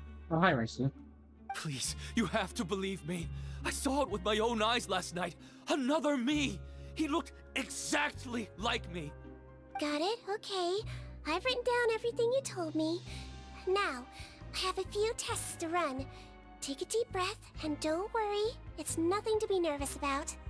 First, which finger am I holding up? Your index finger, but I'm telling you, my mental state is fine. I'm not crazy. Very good. Now, on to the next. Hey there, Your Grace. It's been a while, huh? Ah, it's you two. Indeed it has. I would offer you some tea, but I'm afraid the timing is unfortunate. Duty calls. No worries. Actually, we were looking for Sigewinne. Do you, know what all of this is about? This inmate came running to the guards in a panic, claiming to have seen his exact doppelganger. A doppelganger? Doesn't that just mean someone else kinda looks like him? And that's what I thought when the report first reached my desk. But we've inspected our records. No one even vaguely resembles him. Considering how certain he is of what he saw, I can only surmise that he's having some mental issues. So I brought him for a medical evaluation. Alright, very good. Take a sip of water and rest for a bit. Evaluation complete. I couldn't find any symptoms pointing to a physical condition. I see. So do you still believe there's more likely to be an issue with his mind than his body? I have to assume so for now. Psychological issues are more difficult to detect. At this stage, we can at least confirm that he is in command of his cognitive faculties. The rumor mill will go crazy if word of this gets out. Guards, take him to the ward for a period of observation. The Marechaussee Phantom has requested my cooperation on a case, otherwise I'd deal with this myself. Sorry for the trouble, head nurse, but I'll have to leave this to you. No problem, Your Grace. I'll add him to my observation list. By the way, we have a couple of guests here who've made the trip just to see you. I imagine it must be important. You probably won't need to add them to your observation list, though. Oh, Traveler, Paimon, it's you. Hey there, Sigewinne! It's actually not that important, but... I'll be in my office if you desperately need me. Goodbye for now. Okay, bye-bye! So, Sigewinne... Would you mind waiting for just a moment? I have another patient to see. Just find an empty bed and take a seat. I won't be long. Oh, sure! Sigewinne, we've brought him. And he seems to have taken a turn for the worse again. Okay, don't panic. Let's start by sitting him down here. Paimon had no idea how busy it can get for Sigewinne. Maybe now's not the time to ask for her help with skincare. Time to get off her help, Sigewinne. Good point. Besides, it might actually be interesting to observe her at work. Well, this could hurt, so I suggest you take a deep breath first. Did his face melt? What happened to him? Jesus Christ. That's anyone's guess. His face melted off shortly after arriving at the fortress. But since he's a serious offender, he can't be allowed out for medical treatment. Best we can do for now is ask the head nurse to give him something to manage the symptoms. This has something to do with the This food is gonna products, be doesn't it? awkward. We still need to bring him to the 𝔱𝔱𝔱𝔬𝔫 Phantom for questioning. What if he scares them half to death? Will that be our fault? The 𝔱𝔱𝔬𝔬 Phantom? Does this have something to do with the case Risley's dealing with? Yep, it was a huge case. They bagged a few dozen crooks in one fell swoop. And this guy's the baddest apple of the bunch. He harmed countless people. And now, it looks like it's all finally catching up with him. You done gawking? Not yet. I need to check the severity of your ulcers to decide the right dosage. Don't worry. We 𝔱𝔻𝔻𝔬𝔻 have a very different sense of aesthetics from humans. To me, he just looked like a little kitty with slightly scruffy fur, but still just as cute. Don't patronize me. Do I look like a kid to you? Yeah. Just give me the meds and let me out of here. I already missed my cell. Hey, lose the attitude. You dare talk back to our head nurse like that again? Your days are numbered. But it's not his days. His seconds are numbered because I'm gonna chop that head off right now. Oh, it's fine. Okay, I'm going to apply the medication now. Tell me if it hurts, alright? Look how nice Sigewinne's being. And he still talks to her like that? What a nasty piece of work. Can I leave now? Wow, not a peep. What a brave little guy. Thank you, Sigewinne. And I apologize for the trouble. So, Traveler, Paimon, did you bring the ingredients? We did, but we don't want to interfere or anything. You're busy saving lives here. Oh, don't be silly. I agreed to it, didn't I? Just hand me the ingredients, and I'll make some time to whip it into the improved version for you. Take a rest here if you want. Or, if you're not tired, I hear they're holding a new pancreation tournament in the administration area. Or alternatively, is there anything we could help you with, Sigewinne?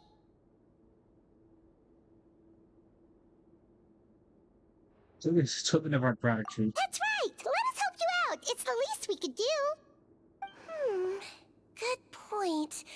Kind-hearted humans start to develop guilt if they accept free help from others. Don't worry. I'll take a look at my schedule.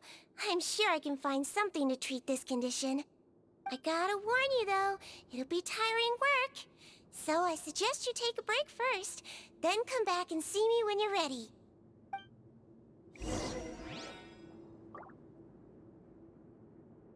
Tiring work, she says. Tiring work is my little man.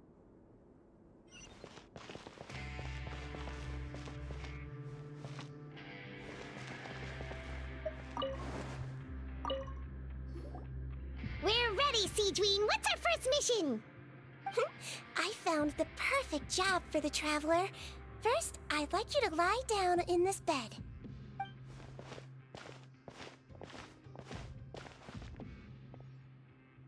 What for?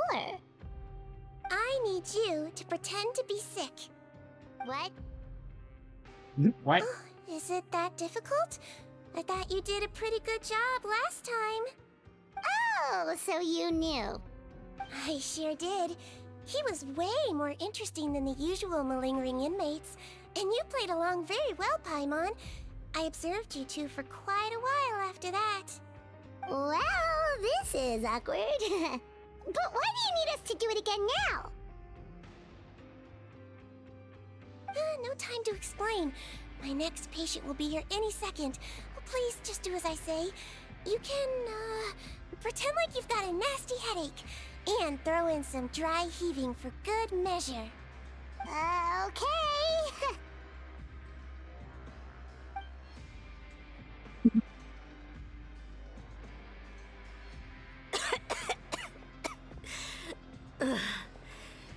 Hey, Doc. It's me. I'm only here because my mom won't stop pestering me about it. So annoying. Well, your mother has enough on her plate with a busy job. Well, the last thing she needs is to worry about you being sick as well. I know. I shouldn't treat the place like a playground. Shouldn't go swimming in the lower levels where we join up with the sea, because it'll give me a cold and distract her from her work. I thought I'd be able to have some fun here at the fortress for a few days, but it's always, don't do this and don't do that. All right, sit yourself down and I'll take your temperature. Your fever still hasn't gone down. Well, here's your medicine. 1 cup for starters, and we'll see if it helps. But Doc, it's so bitter. Do I really have to drink it? I mean, I'll be fine, right? I've got an uncle who caught a cold. His fever went away on its own after a couple days. Can't you just write me a note saying I'm on the mend? I just need something to keep my mom off my case. I sure can. You're a very brave boy after all. Huh? Brave? What makes you say that? Well, if you want to rely on your own immune system to clear up your fever, then you'll have to tough it out like this guy. Oh, cough, cough, retching noises.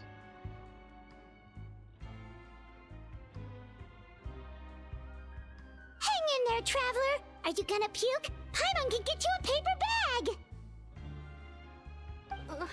Huh? As long as you're tough enough to get through the nausea and dizziness caused by the high fever, you'll be right as rain after just a few days' rest. And if I'm not tough enough? You'll die. Hey! Hey! Wake up! Wake up! Put it this way. At least you'll never have to see the doctor again, right? Damn.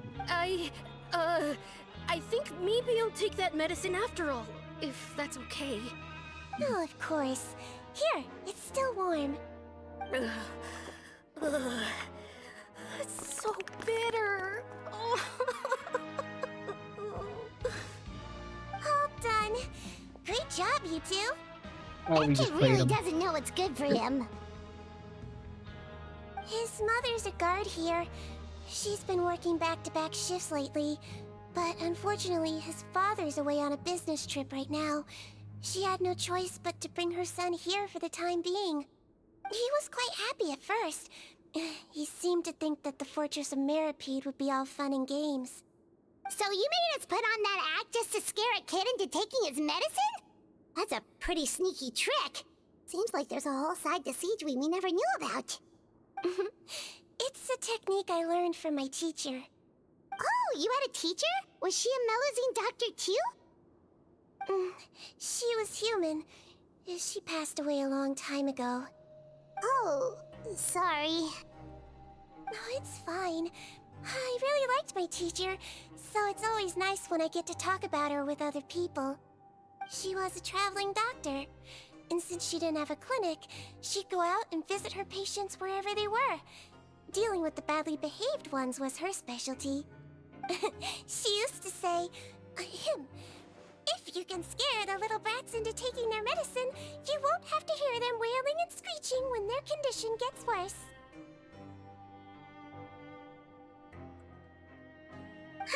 She sounds like a pretty strict teacher. Strict?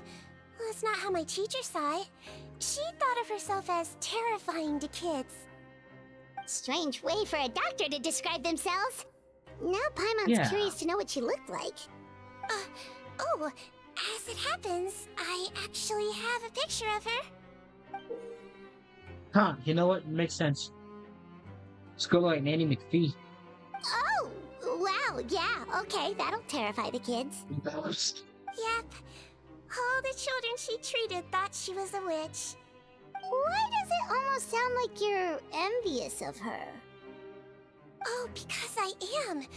If she was here, all the children would take their medicine without any need for tricks. A doctor who looks like a witch. True, they wouldn't dare try anything funny with her around. Oh, me, on the other hand, it's hopeless.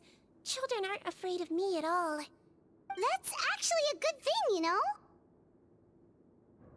Oh, my next patient should be arriving now. Would you mind lending me a hand again? Sure thing! On to the next mission! Bet. Okay. Right like that. I had to carve off screen real quick. Is it nighttime already? That flew by. You really have a busy job, Sigewinne. Well, thanks to you two, it was much easier today. Glad to help. Should we get some rest? It's getting pretty late. Oh, there is one last thing. I have to keep it confidential, so I usually leave it till after everyone's clocked out. Confidential? Are you sure you can tell us? Well, it's fine. You're not living here anymore, so it's okay if you know. All it is I have to prepare some ingredients to make healthy meals with. Wait, you mean those healthy meals? The ones that magically appear on the third day? My patients refuse to eat any healthy meals I prepare in front of them, so I have to prep the ingredients in secret, then let the chef at the Coupon cafeteria handle the rest.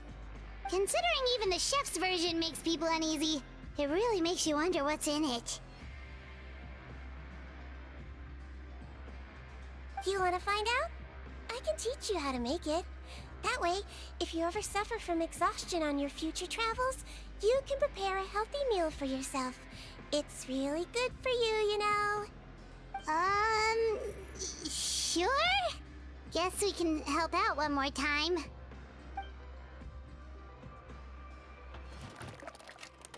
The ingredients are ready. Now, put them on the table and add them in the order I tell you. First, we add this special slime condensate. These sounds. Stir it thoroughly, then pour Ew. it in. See that? It adds elasticity. It looks just like tasty jelly, doesn't it? I don't think it will. Yeah, it really does. Until you remember it's slime condensate. Next up, xenochromatic crystals. You want to crush them up into a fine powder, like powdered sugar. Wait, are those from Fontaine aberrants? Are you sure they're edible? Finally, we'll need some high-protein meat. Frogs are an excellent choice. Why frogs? Just need to clean their innards, Ew. and then you're left with some lovely, tender meat. Oh! Frogs. Sigewinne, what are you making me make? And we're done. All that's left now is to pack them into lunch boxes and hand them to Walsey. Yesterday in the production zone, I noticed an inmate who's been working for 2 days straight. That means it's a healthy meal for him tomorrow. Wow. Sigewinne really does have the inmate's best interests at heart. He does, but it scares me. The texture alone of that, if that so much as touches my tongue, I'm probably just gonna throw up. I wouldn't say that in front of her face, But I will throw up. I'm about to accidentally run off this freaking bridge on accident.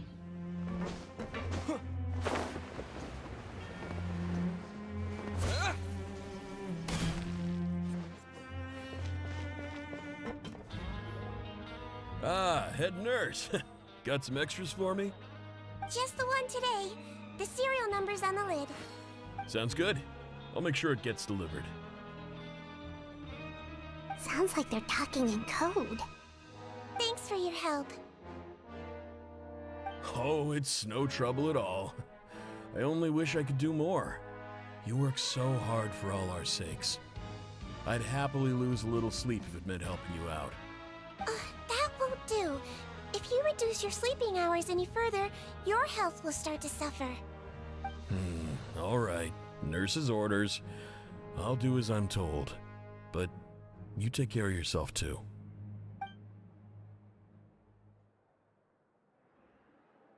Well, I'm done with work for today.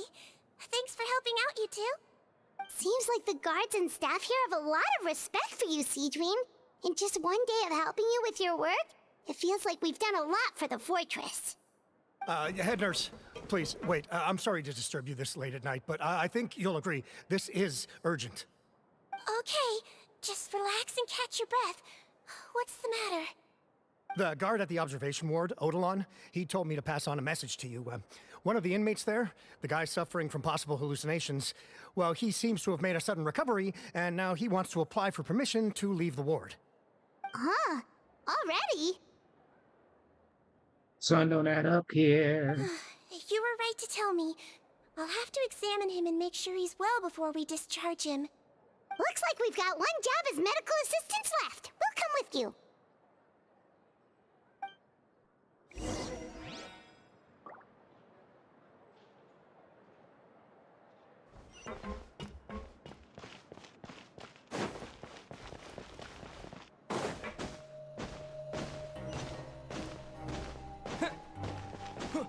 Nuts. I messed it up.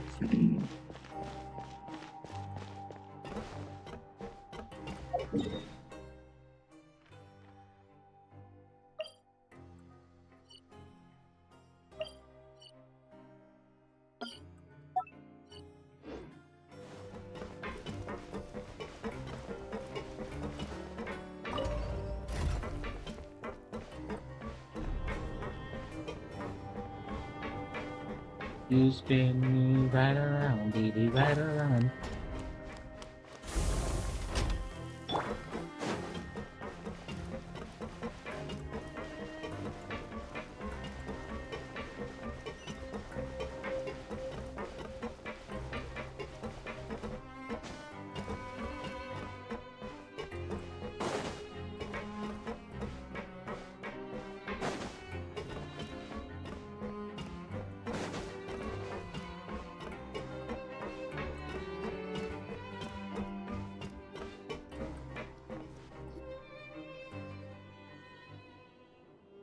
Ah, head nurse, you're finally here.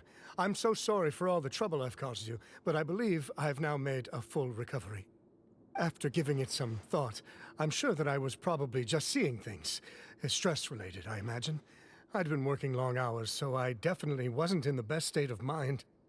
Yeah, I don't trust that for a second. I totally understand. Still, I have to give you an examination before I can discharge you, okay? So, take a deep breath and don't be nervous. It'll be the exact same procedure as we did this morning. We can start whenever you're ready. Again, so sorry. I was in such a state this morning, I barely recall anything. Would you mind taking me through it again? Oh, not at all. It's a lot to remember. First up, we have a little cognitive test. Just concentrate and you'll be fine. To start with, which finger am I holding up? Your pinky. Under Sigewinne's guidance, and a quick take please of series of tests. All indicators seem normal. So it was a stress-induced hallucination after all? Well, we've certainly had previous cases of mental illness caused by overwork, which is why I carefully observe everyone in the production zone. I wonder how I managed to miss the signs this time. It would have been hilarious if she would have said, actually, no, he's actually batshit insane. He should be put in a mental ward. Please, lock him up, Traveler. Like, it would be so hilarious if she just said that instead. That would make me laugh so freaking hard. Please, head nurse, you shouldn't blame yourself. I'm just still adapting, that's all. Pushed myself too hard, and I guess I couldn't take it. Thanks for looking after me. I'll be as good as new after a good night's sleep. And if you can give me the okay, I know I'll sleep better back in my good old dorm. It can be difficult to relax in an unfamiliar environment. Alright then, you can leave the ward. I suggest you take 2 days off to focus on your recovery. I'll take you off the observation list for now, so you're officially discharged. Great. I can't thank you enough, head nurse. Mr. Odilon, could you escort him back? Of course. I'm on guard duty in the administrative area tonight, so nothing will go wrong. You have my word.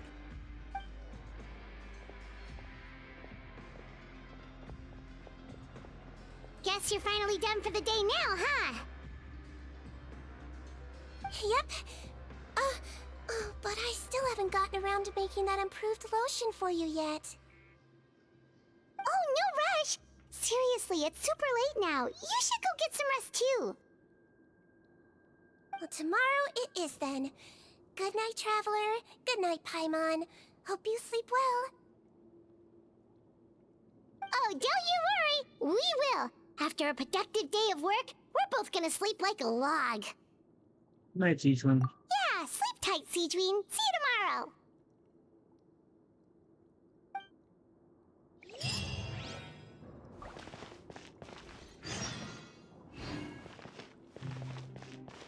Wait until the next game.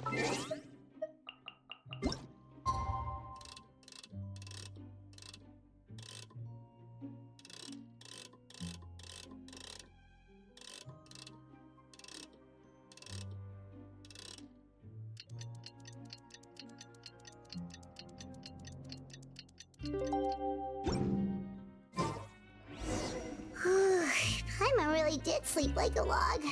Let's go find Sigewinne.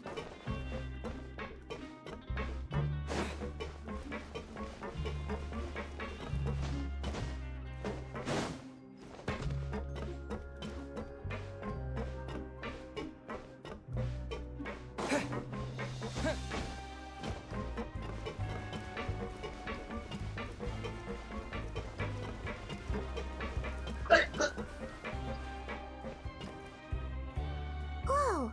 Nope, Rice is here again. Even busier than yesterday. Good morning, Traveler and Paimon. I have a few people here for a checkup, so you might need to wait for a while. No problem. Anything we can do to help? There's a bit of a complicated situation here. I'm still getting to the bottom of it myself. You have to believe me. I'm telling the truth. You're in a medical facility. Keep it down. Please, listen to me. I'm not Gascon. I'm Uy.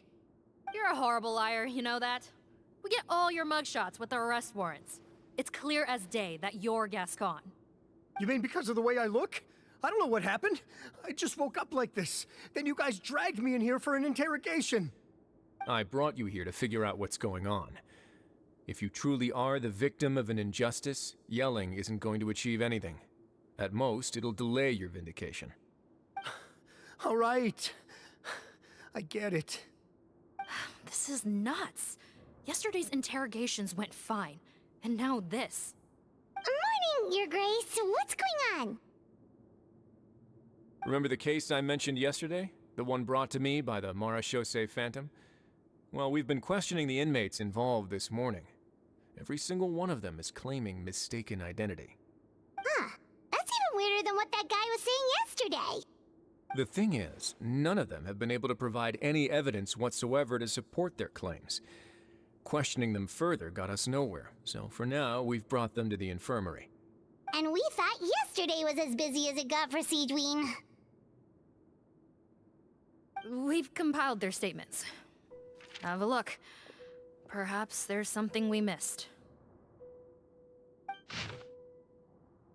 Who's Fontaine? I'm horny. Honor? Type. We're gonna ignore what I guess I accidentally said. I'm like Gaston and Hallows to the like sugar cane kind of in a circumstance style. So I sort of gone through work roads. I'm preparing the lightest step was happening to me. Now there's no way now the newspapers are getting squared away. Then was holding, not bothering, I think I was attacked. It wasn't me at all. Wait. Release? Interesting. The inmates they spoke of in their statements appear to all be due for release today. I noticed that too. If that's their plan, they're underestimating us a little. Every serious offender claims that there's someone else who just so happens to be due for release today. And they're expecting us to go along with that. All the more reason to be cautious. Lumberzar, check the release list for today and make sure no one gets processed. We're gonna need an excuse, though. Just say we're out of forms, and that we're furiously printing more as we speak. I'm on it. It's conceivable that our group of serious offenders somehow found a way to switch places with inmates who are about to be released, so they can walk out right under our noses. We did consider that possibility.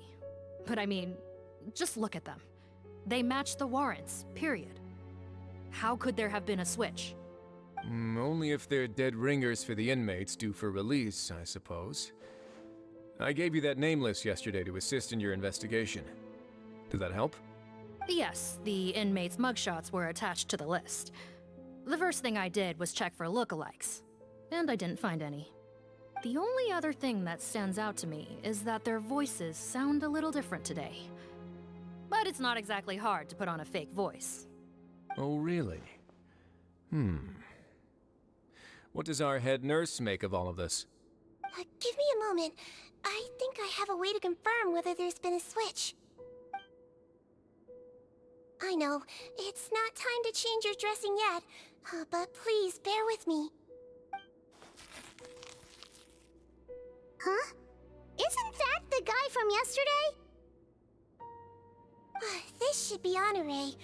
He has very severe facial ulcers, which require an operation in the hospital at the court of Fontaine. I authorized him to leave the fortress for medical treatment under guarded escort. Yes, like I told you. I'm not Putton. I'm Honore. So there has been a swap. Well, I can see what happened in Potton's case, but how do you explain the other inmates?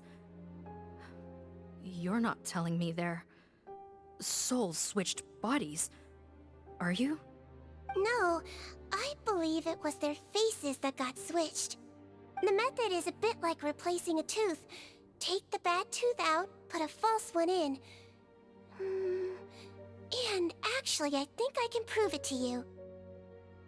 Traveler, Paimon, do you remember Eric from the other day? Yeah, sure do. Then you can be my witnesses. To start with, please fetch the inmate who claims to be Eric.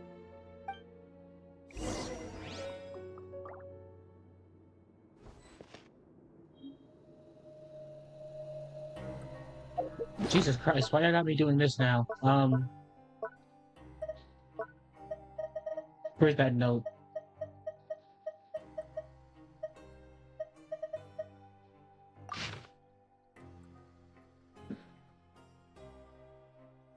I'm Eric. Okay, so it's Ernie. It's you.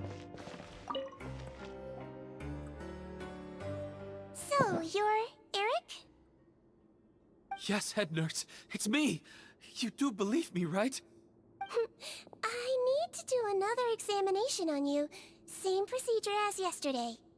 All right. It's the cognition test first, right? So I need to concentrate. Now, try to recall if you can.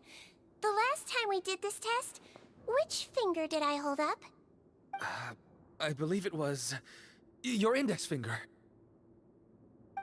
But that means... It wasn't the same person. Huh? So basically, last night the Eric who said he saw another him suddenly recovered and applied to leave the observation ward. Sigewinne did another test before letting him leave, but that time, she held up her pinky finger. Huh? I don't know about any tests last night. There was nothing to do in the observation ward, so I went straight to bed. Then I somehow woke up in a high-security cell. Well, in that case, there is a reasonable explanation for the strange events of the past 2 days. So, what exactly happened? The gang of serious offenders wanted to break out of prison, so they identified a group of scapegoats, namely inmates whose terms were almost up, and planned to switch appearances with them. Last night, when 𝔱𝔢𝔢 was on duty, they ambushed him and had one of their group switch appearances with him using their face-swapping method. That allowed them to avoid scrutiny from the other guards. Then, once all the other inmates were asleep, 𝔱𝔢𝔢 spent his night shift carrying out the remainder of their switcheroo plan. However, they made one mistake. Henri changed his appearance to match Eric's earlier than he should have done, and ended up being spotted by the real Eric. Real Eric came to the guards for help, but we didn't know then what we know now, so we put it down to hallucination and sent him to the observation ward. However, since one of the gang members was posing as a guard, they simply changed real Eric's appearance and had their Eric take his place, muddying the waters even further. Right, because I put Eric on the observation list by then, and no inmates on that list can be processed for departure until I've discharged them. Hence why the imposters had to pull that little stunt to get fake Eric off the list. Yeah, it all makes sense now! The Duke cracked the case! Well, I can't fault the reasoning. But I'm afraid that we ruled out the possibility of face switching very early on in this process. Criminals altering their facial appearance to commit crimes is nothing new. In fact, Oh. one of the explicit duties of the Melusines in the 𝔬𝔱𝔱𝔬𝔪 Phantom is to identify criminals in disguise. We carefully examined all the suspects, and there is no evidence that any means of disguise were used in this case. Huh. Well then, how do we explain all this? So far, it seems more likely that the gang stole documentation belonging to the inmates due for release, and are using that to commit identity fraud. Actually, there is a potion that can completely change someone's appearance. If they use that, even a Melusine wouldn't be able to detect it.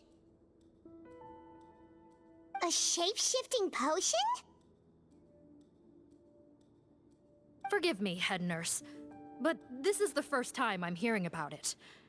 If such a potion truly existed, it would jeopardize our entire investigative process at the 𝔬𝔱𝔱𝔬𝔬 Phantom. Are you certain of this? Yes, I am. But... Please, trust me in my professional opinion as an experienced clinician. At the same time, without any solid evidence, it's pure speculation. If we can round up all the inmates suspected of switching places, then have a little talk with both sides, we might just get our answer. Yep, let's do that. Okay. Well, it was our negligence that meant we had to come and conduct these post-internment interrogations. And I know it's put you out. We'll do it your way. Your Grace, bad news. I paused the releases like you asked, but we were too late. A bunch of people already got processed 2 hours ago. I checked the list, and sure enough, it's all the people who gave statements. 2 hours ago? That's before today's interrogations began. They had this all planned out. So there really was a switch after all. They really pulled the wool over our eyes on this one. We should be able to catch up with them if we leave now, right?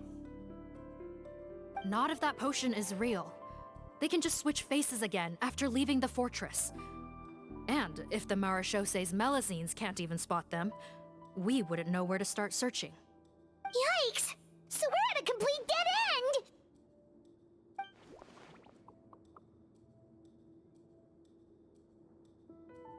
Well, technically there is one more lead we could follow up on. We were only able to arrest this gang thanks to the help of a researcher from the Fontaine Research Institute. I believe his name is 𝔱𝔰𝔢𝔬𝔱𝔬𝔫𝔢𝔰𝔬𝔫. Oh? 𝔱𝔰𝔢𝔬𝔢𝔬𝔫? Isn't that the handsome guy we met at that skincare promotion? Handsome? Maybe from a human point of view. I just remember that he specialized in potions. Well, damn. One of the crimes this gang is charged with is the manufacture and sale of illicit drugs.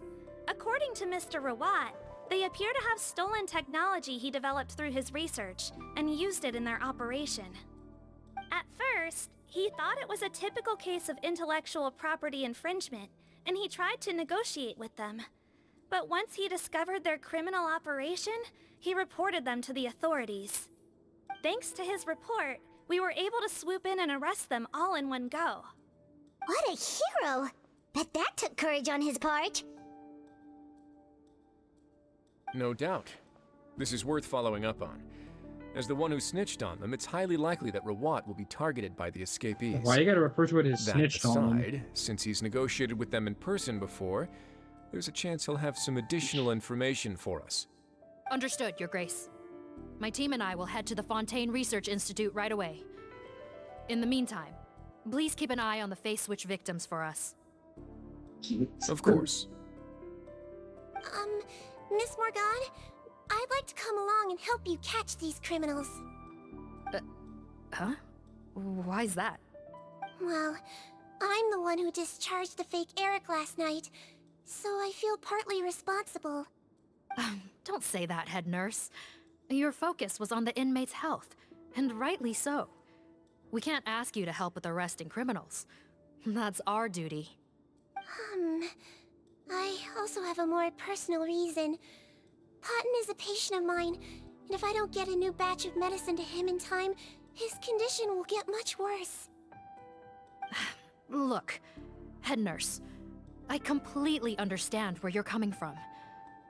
But arresting criminals is dangerous business.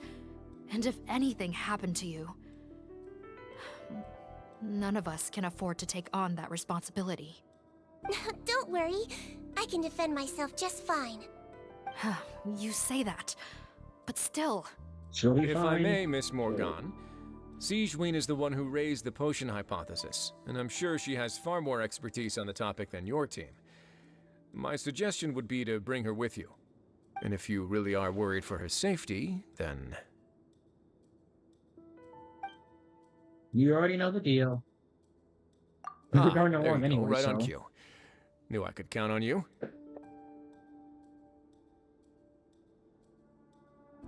Okay. Well, since this plan has the Duke's blessing, far be it from me to refuse. We should head off immediately. Time is of the essence.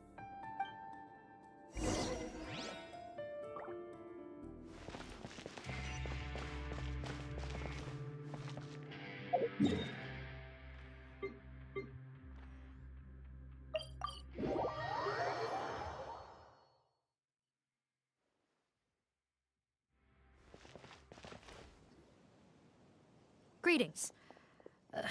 Sorry to impose, but I'm afraid we're here on urgent business, and we're gonna need you to cooperate. The 𝔦𝔫𝔱𝔬𝔬 Phantom. Let me guess, you're investigating some more illegal research? Not this time, no. We're looking for a researcher. Do you know where we might find Mr. 𝔱𝔰𝔢𝔬𝔱𝔬𝔬?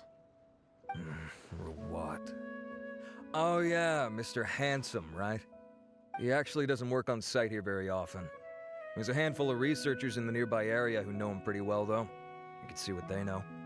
Just a handful? Paimon figured he'd be the most popular guy around. Well, I guess you could say he's popular, at least on a superficial level. He's blessed with good looks, so he tends to make a good first impression on people. But in all his time here at the Fontaine Research Institute, I don't think he's ever had a single deep conversation about his research with his peers. That's no way to make real friends around here.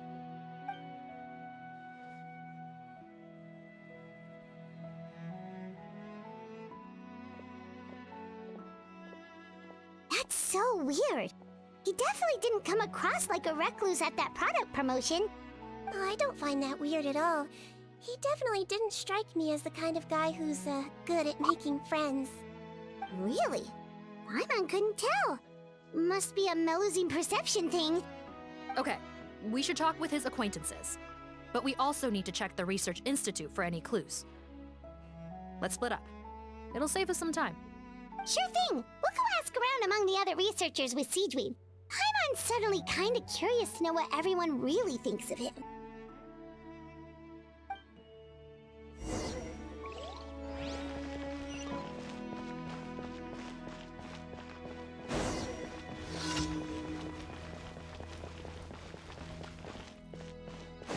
Oh, you, yoink.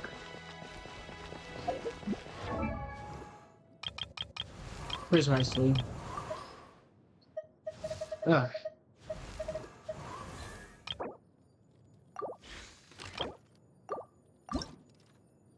Oh, I've been had enough.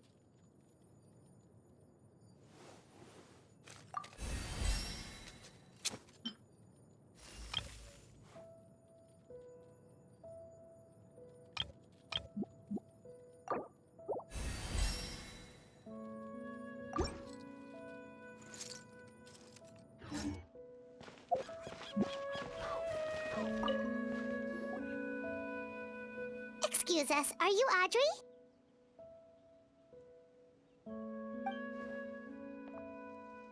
That's me. What is it? Are you close friends with Rawat? We're trying to find out where he is. Close friends? You mean because I told him I had feelings for him once? I doubt I'm the first or last at the Institute to make that mistake. Why would you single me out as a close friend? I should have known, really. Men like him, they just enjoy being surrounded by fawning women. They're not interested in a serious relationship. Okay. We were just kind of wondering if you might know where we can find him. Why would I know where he's at? I barely know him, and he probably doesn't even remember me. Ugh, this is getting annoying. Shall we go ask someone else?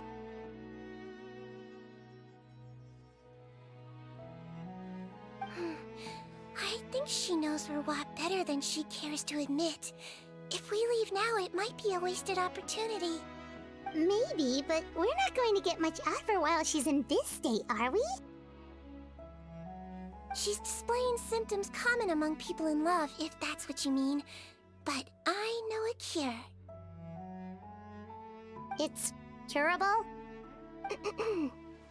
Oh, we're still no closer to finding Mr. Rawat. Oh, by this point, he could be in grave danger. Danger? Wait, why are you looking for him again? Oh, that's right, yeah! The Marashosei Phantom said that he's been targeted by some pretty bad people. We need to make sure he's safe.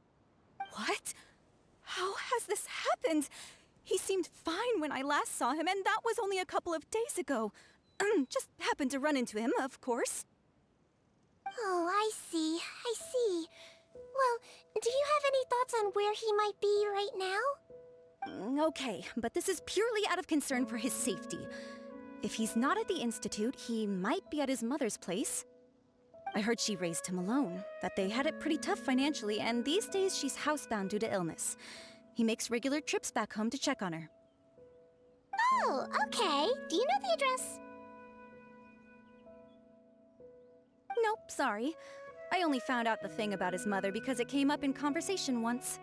I was just trying to find out more about him, so I could get to know him better. When I told him I had a crush on him, I offered to help him take care of his mother. And yeah, maybe that was a stupid idea, but did he really have to yell at me for it? It's like, fine, I can take no for an answer, but what's with the temper tantrum? Okay. Unbelievable. These guys only want to show you their charming, well-groomed exterior. They can't stand it when a few home truths shine through. Looks like her love syndrome is flaring up again. We need to find out Mr. Rawat's mother's address. Let's check with the Marashosei officers when we regroup. Cool, sounds like a plan.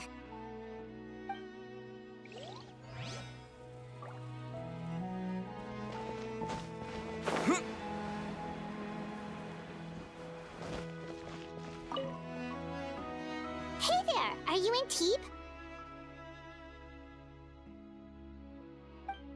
What do you want? First of all, I want you We're to turn here on to the ask about attitude. Rawat. Any idea where he might be? We were told you were pretty close with him. Close? Not sure that's the word I'd use. He wouldn't even let me use his patent. Huh? It's been a good few days since I last saw him. I don't know where he's at. Go ask someone else. Would the patent in question happen to be related to the new skincare product he developed? Yeah, kinda. Butterfly dew, or whatever he calls it.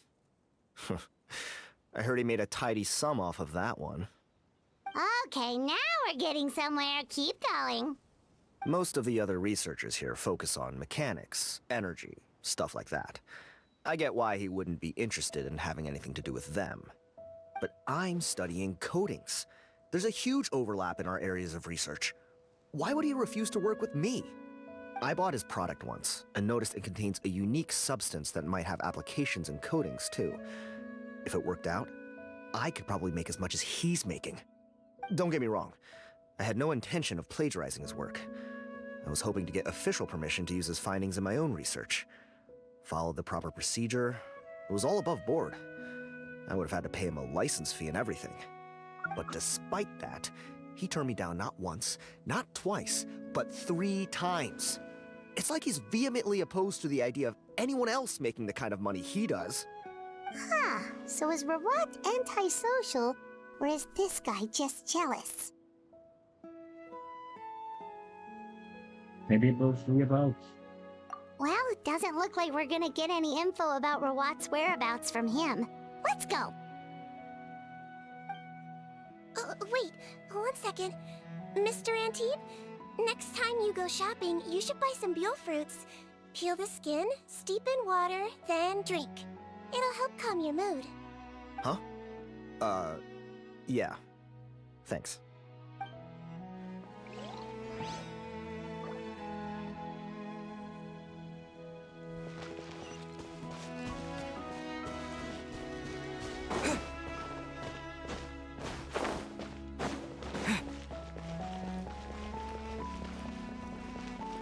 Right, yes, I remember this area right here. We were all standing right here and everything just fucking blew up there.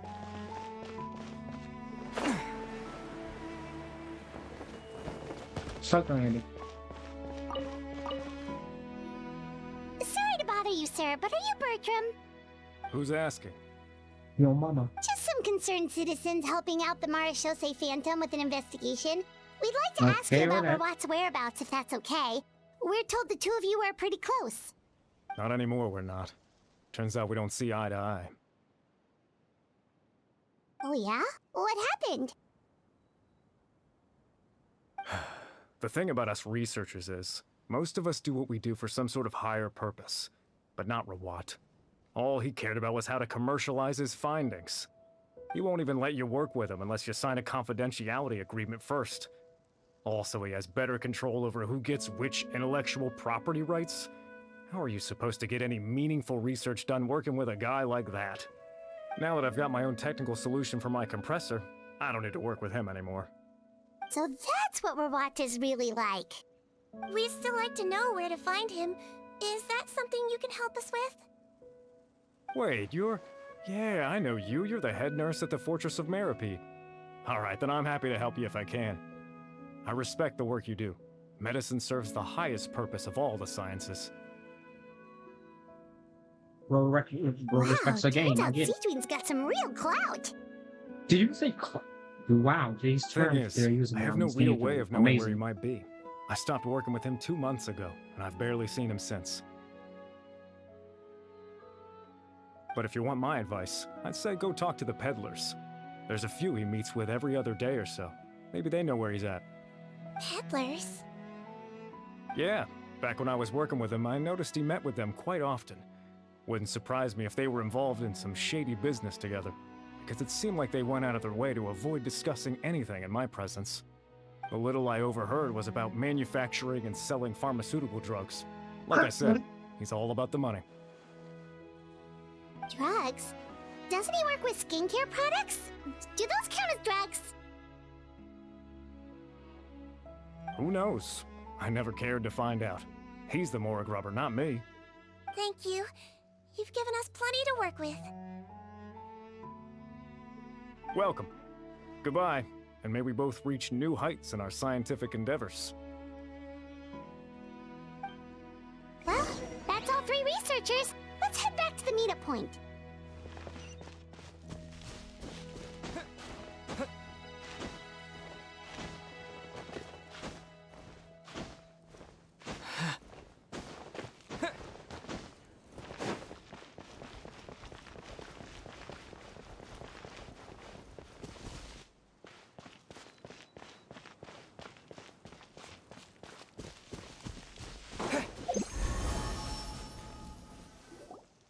You know, Paimon started out thinking 𝔱𝔰𝔢𝔬𝔱𝔬 was a handsome researcher with a friendly and cheerful personality.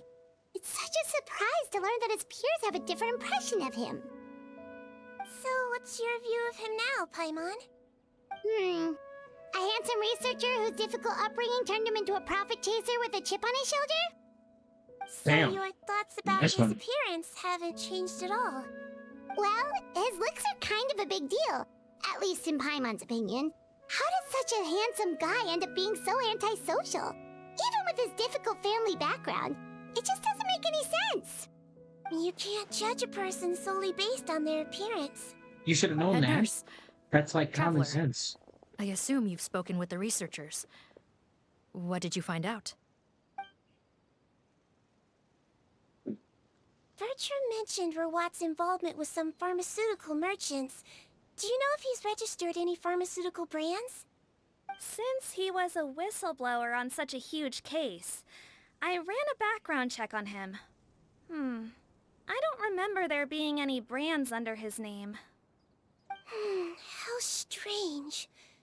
If he was so focused on commercializing his research and averse to sharing his technology with others, why wouldn't he have registered his own brands? Maybe he and his business partners needed to avoid public scrutiny? You think he may have colluded with the gang? Well, the crime was manufacture and sale of drugs, and that would certainly be in his wheelhouse. We can't rule it out. Isn't that pretty unlikely, though? He was the one who blew the whistle on them! Most children who come to me with tooth decay have suffered pain for a long time already, but they'll still try to hide the fact that they eat too many sweets. Grown-ups and children aren't so different in that regard. If you say so. I saw him when he came to make his report, and I certainly didn't get the feeling that he was the type to collude with criminals. Perhaps it's more likely that they were coercing him. You mentioned that he comes from a poor family. So, it's possible that the criminals approached him, asking for academic support, luring him in with the promise of riches. By the time he discovered who they really were, he was in too deep. They had leverage on him, so he was forced to keep working for them. I've seen it happen many times before. That does make a lot of sense. It would definitely explain why he was so unwilling to cooperate with his fellow researchers. No wonder he's so unsociable. He must be on edge all the time with a gang of crooks breathing down his neck. In that case, the situation could be worse than we thought. If 𝔱𝔰𝔢𝔬𝔱𝔬 was working with the escaped inmates, they're sure to know more about his whereabouts than us. Oh, there's a good chance they'll get to him before we do. Based on the information we've gathered so far, he was last seen 2 days ago. If no one's seen him since, maybe we're too late. 2 days ago? So he went missing right after that product promotion. That was the same day he reported the criminals, too. Not a good sign. Don't worry, everyone. I believe we still have a chance. Since he disappeared right after blowing the whistle, it's likely that he's gone into hiding. Yeah, he must have been worried that they'd come for him. All the more reason to find him as soon as possible. The only lead we have at the moment is his mother's house, which you mentioned earlier. Seath, think you can find the place? Yep. When you register a brand, the court of Fontaine requires you to provide a legal address. The one 𝔱𝔰𝔢𝔬𝔱𝔬 wrote down was in the outskirts of the city. That should be the place. Okay, then there's no time to lose. Let's move.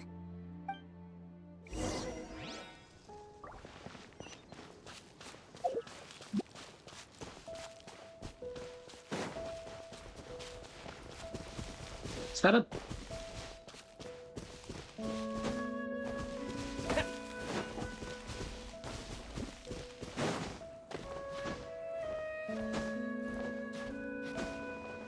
Nope, nope.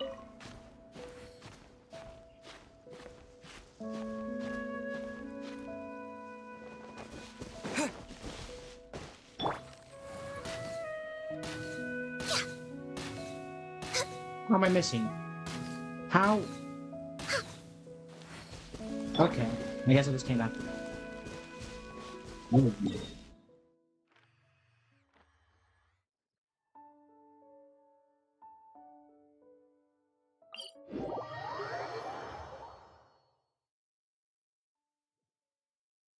Window get on the floor, never off the dice song. Nickel get on the floor. You got it. We're way behind. Skatborn of ice. Go! Yeah! This may hurt a little. Wipe out!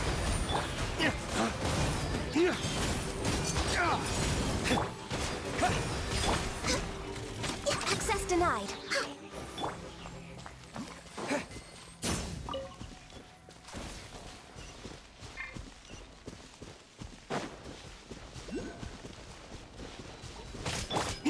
Would you screw off already? Yeah!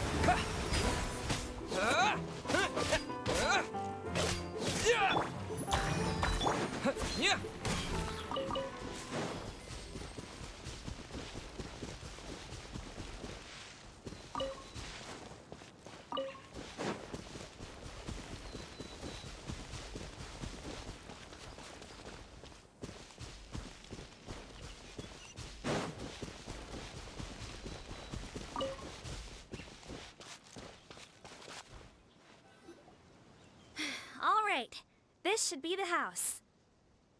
I'm pretty sure this was the address. Okay, I'll knock.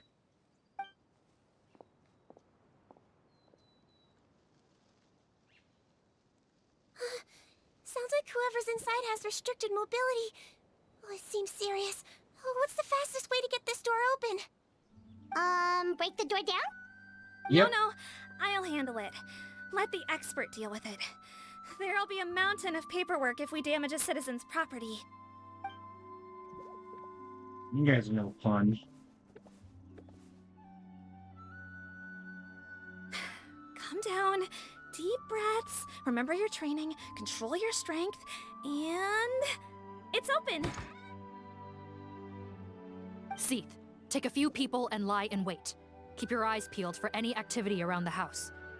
The Traveler, head nurse, and I will go inside.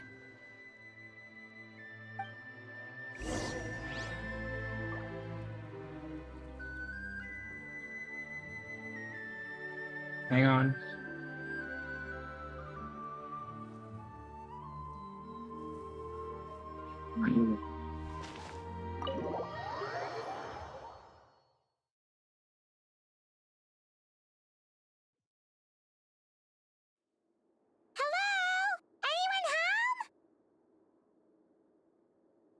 Oh, there. On the bed, there's an old lady. That's gotta be 𝔱𝔰𝔢𝔬𝔱𝔬 mother, right? She doesn't look like she's in any state to be answering our questions, though.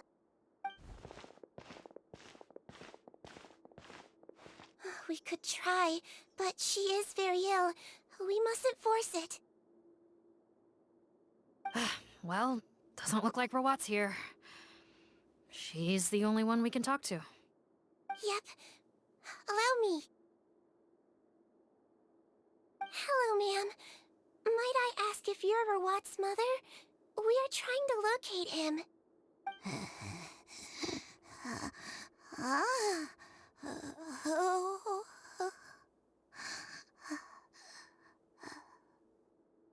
hard of hearing, perhaps. Does anyone have a picture of 𝔱𝔰𝔢𝔬𝔱𝔬𝔫? I have one here. I'd like to show you a photo, ma'am. Is this your son?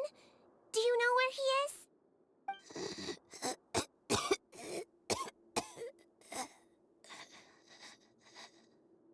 Looks like this isn't gonna work after all. Well, looks like we're out of leads. If 𝔱𝔰𝔢𝔬𝔻's not here,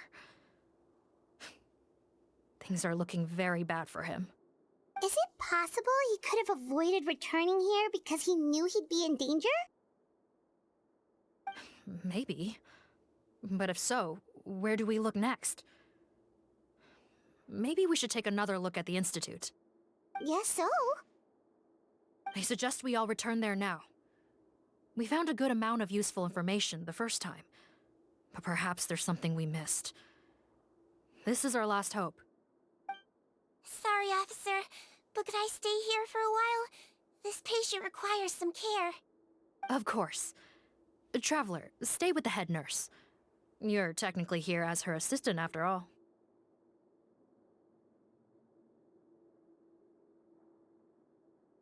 You got it. Also, I'd like some 𝔬𝔱𝔬𝔬 members to stay as well, and keep an eye on the area. Why's that? If 𝔱𝔰𝔢𝔬𝔱 knows how serious his mother's condition is, he will return. Got it. Okay. I'll tell the squad members in hiding to stay put and keep a lookout. Thanks for helping me out yet again, Traveler and Paimon. No problem. But when you say her condition is serious, do you mean... Yes. She's barely clinging on to life. Oh. Let me take care of a few things first. Could you pass me the towel over there? Yeah, of course.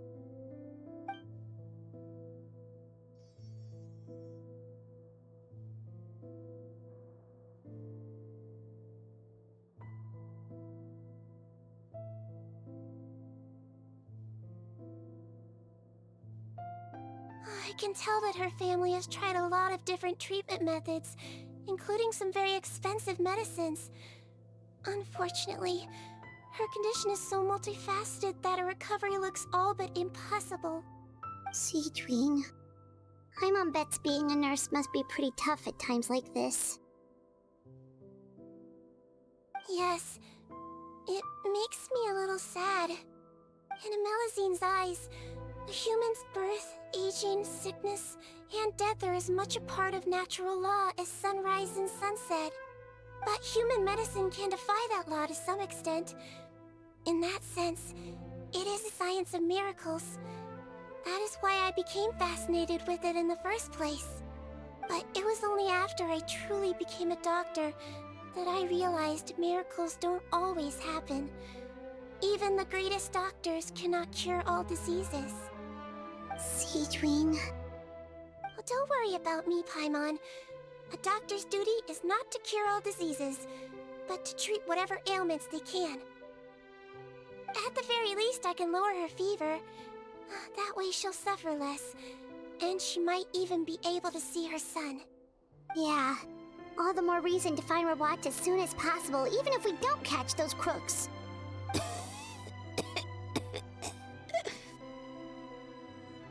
Oh, her fever is getting worse.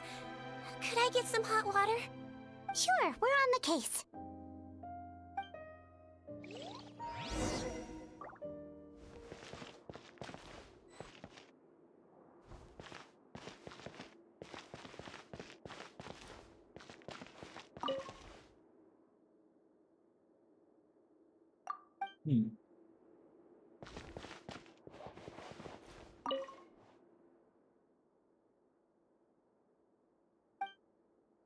This cabinet should be ready for funding.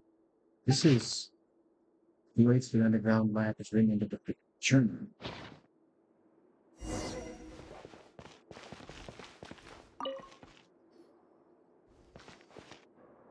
Found the hot water? Whoops. Sure did. And look what else we found. judging by this journal, it seems like Rawat has a private lab. There's a good chance he could be there right now. We gotta go tell Officer Morgan right away. Oh, that's great news. But hold on just a moment. The wet towel is ready. I'm giving you another injection. Are you feeling better now?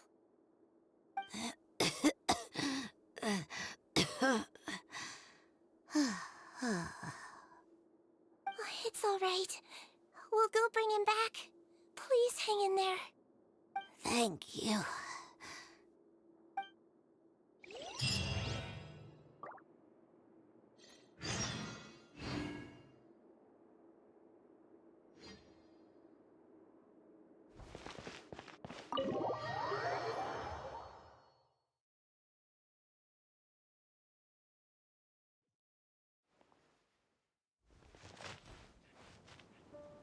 If you're trying to hide, you're not very stealthy. You're just kind of And I'm just gonna keep walking as if I didn't see anything.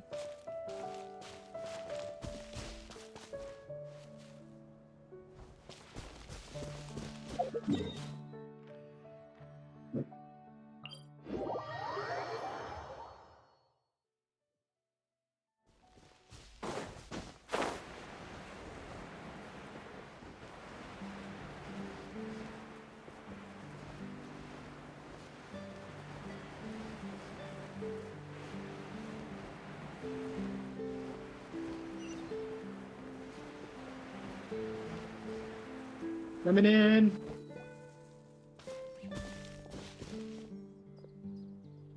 It's Officer Morgan! They're already here!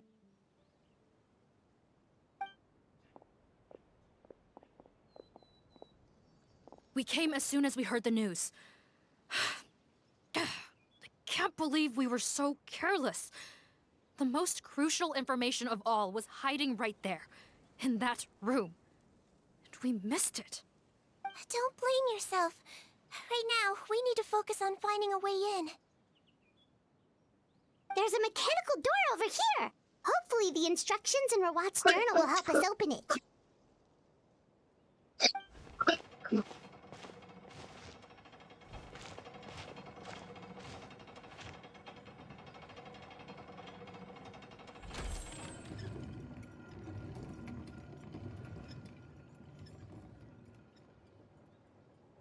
It's open. Let's go in.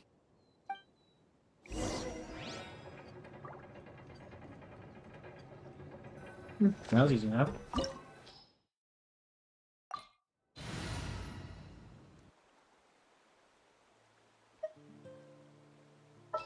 Unfortunately, you might have heard the call me behind you. I think I might have to go to light sleep for right now. Let's get to work.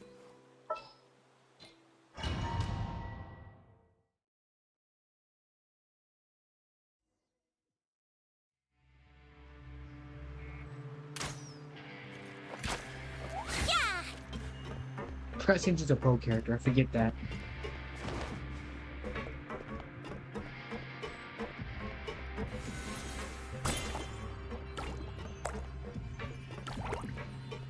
Don't slip and fall! How did they get in here?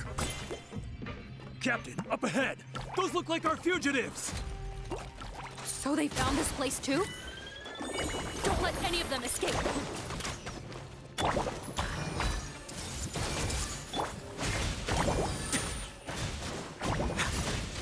Let's begin.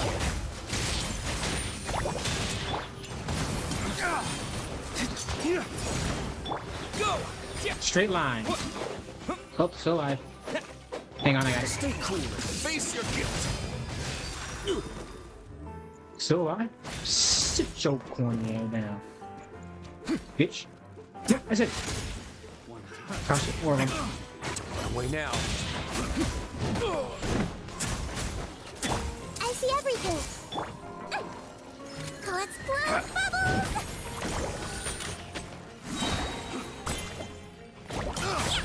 Don't be nervous! Just relax! I got careless. Picked the wrong test subject.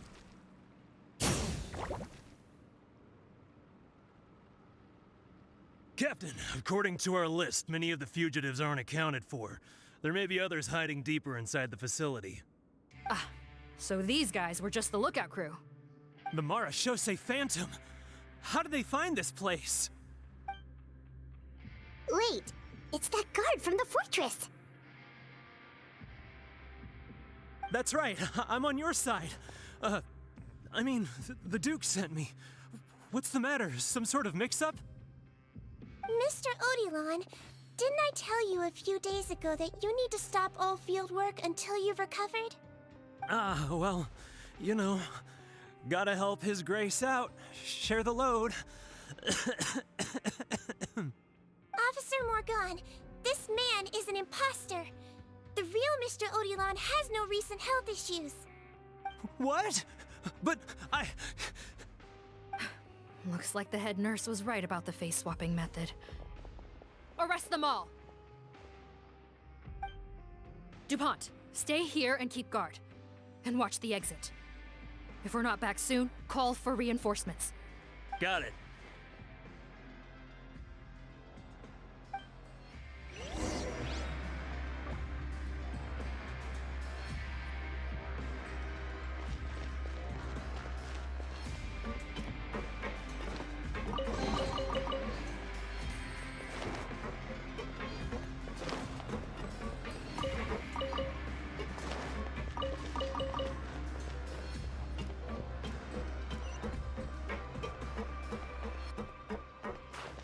Oh shit!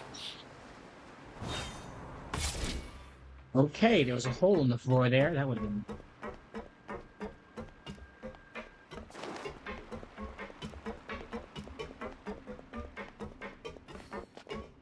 The Fortress of Meropide.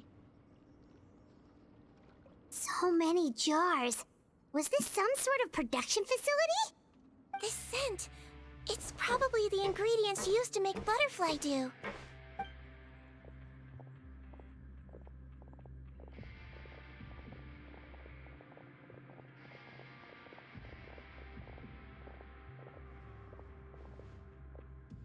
How come they're all empty? Did it sell so well that he ran out of supplies? How strange. Why would 𝔱𝔰𝔁 choose to manufacture a popular product like that in such a difficult-to-reach location? Given our suspicion that he may have been coerced into the illegal drug trade, I would have thought that any production facility we find here would be used for illicit purposes. Perhaps butterfly dew is itself an illegal drug. Do you have any evidence for that claim? No, just a guess. We need to find 𝔱𝔰𝔁 as soon as possible. She But has all the answers we need. Understood. Well, let's not linger here. Let's go. Come on.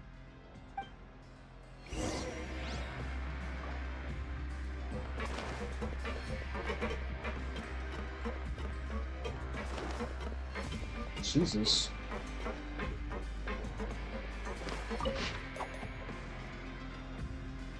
This is because of the flood after all. At least we'll be able to make our special release of those batches ready.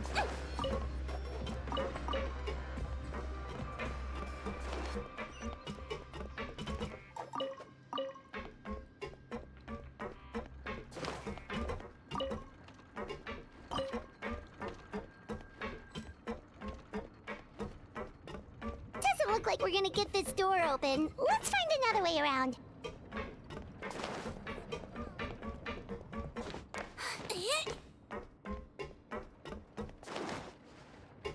This one's closed too. What's with those carts and tracks? Oh, maybe it's one of those doors that opens when it senses cargo passing through. There's a loaded cart right over there. Let's bring it to the door and give it a try.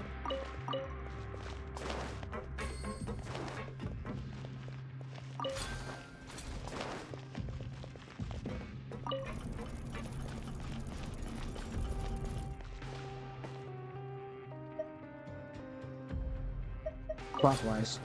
Or not.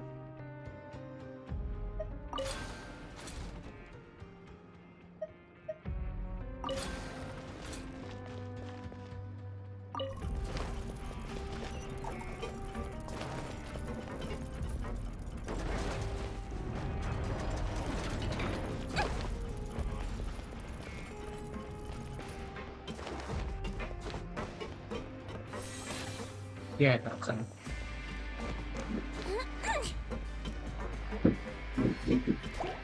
Should've known that too. Wibbly wobbly!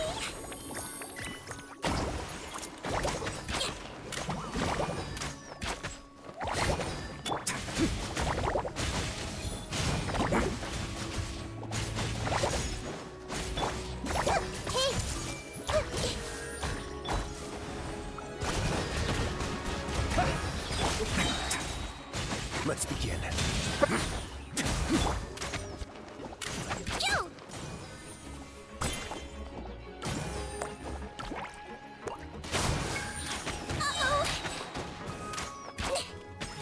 Floaty Marty!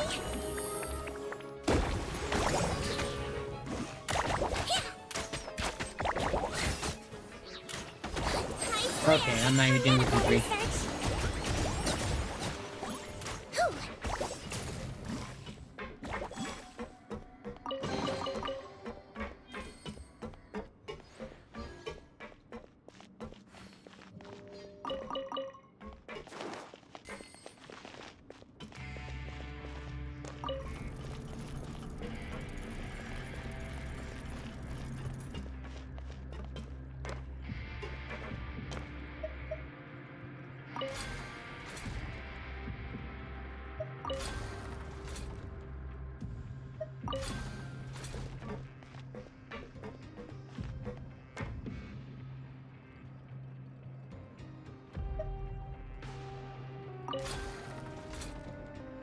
Oh wait, hey.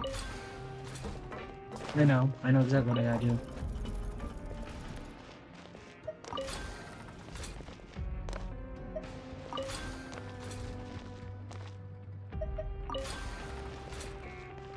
Get the cart moving. Move this clockwise. Clockwise again. That's down this. Nah, I can't have it again. Oh, I can.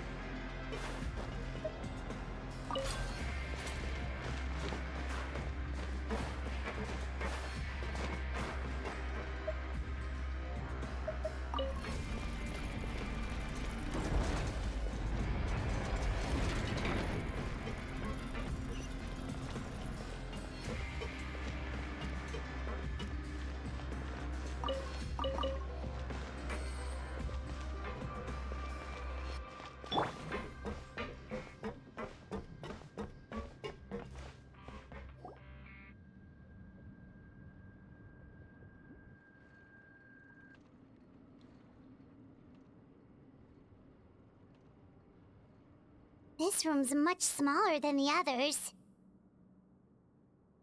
Judging by the implements on the table, this looks like a potion-making lab. Head nurse! Over here!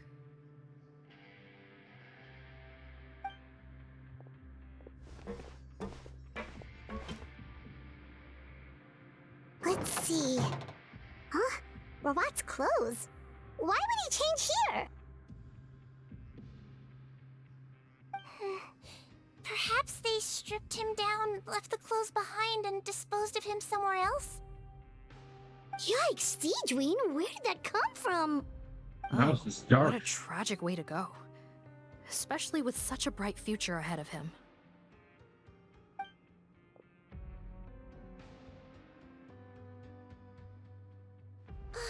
There's a path leading further on, Officer Morgan. Let's keep up the pace.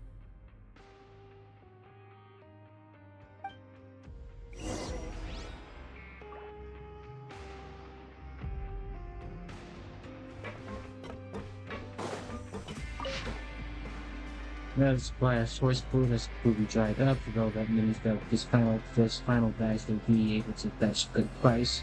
Finding a way to refine the liquid might be better use for it. No, it's too late.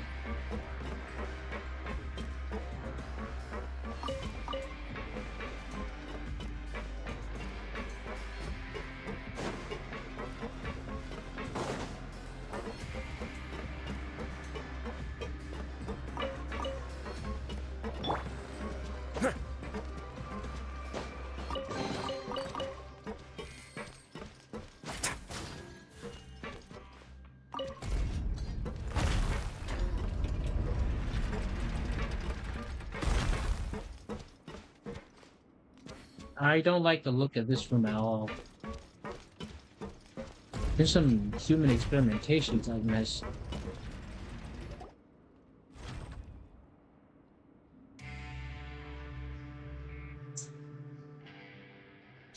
There's a whole bunch of people in there.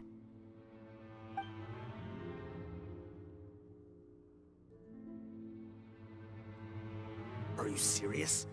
You're telling us that within a day, our faces are going to rot like yours?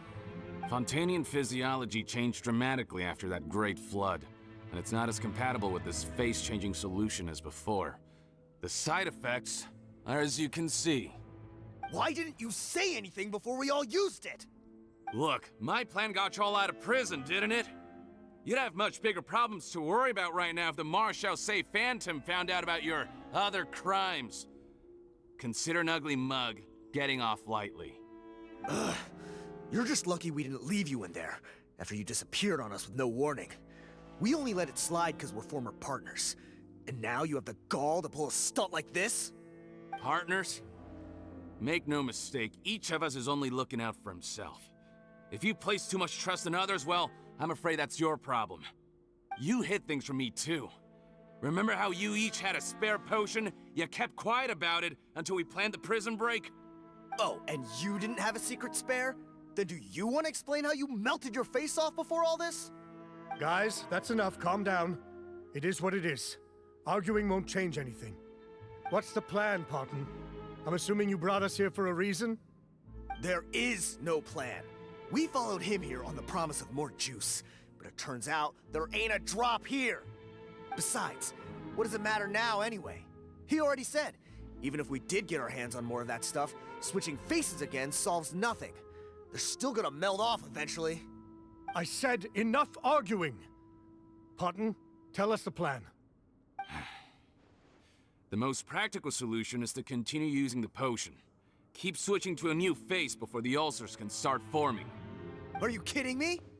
This stuff was hard enough to get a hold of even when we had a supply. Now you're asking us to use it like skin lotion, after the flood all but wiped the supply out? Well, there is another option.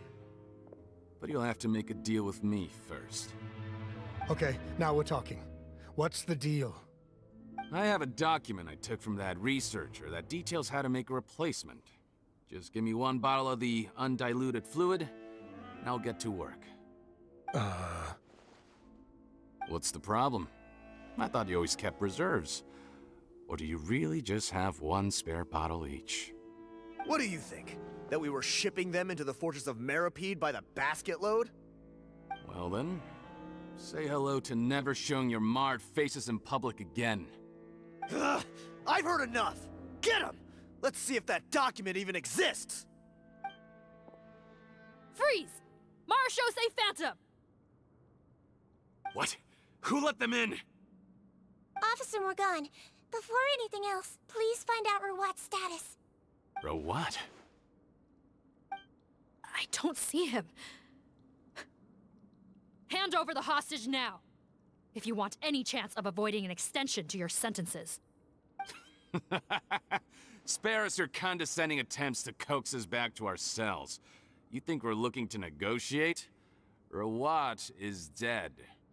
Fontaine? Arrest them all! Don't let anyone get away!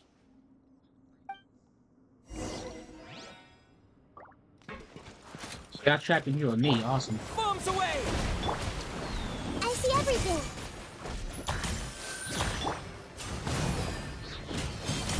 Flames! Hold this Phoenix for me again. Have a safe trip! Wibbly wobbly!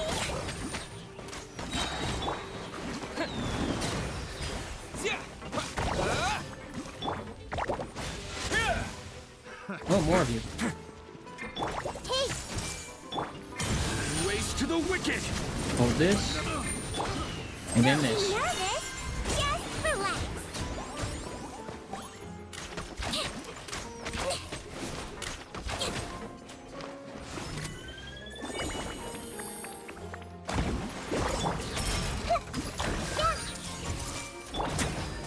Stay cool. Face your gift.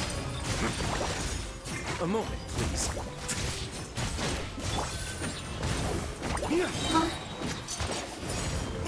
Flames, purge! I swear, it's for medical research. Yo! Oh! Damn it, oh shit, who interrupted my attack? Okay. Don't slip and fall. Time for a painkiller? No! Oh no.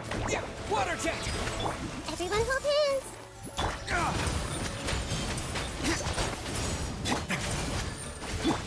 Make yourselves at home. That wasn't very nice. Wibbly wobbly. Hey.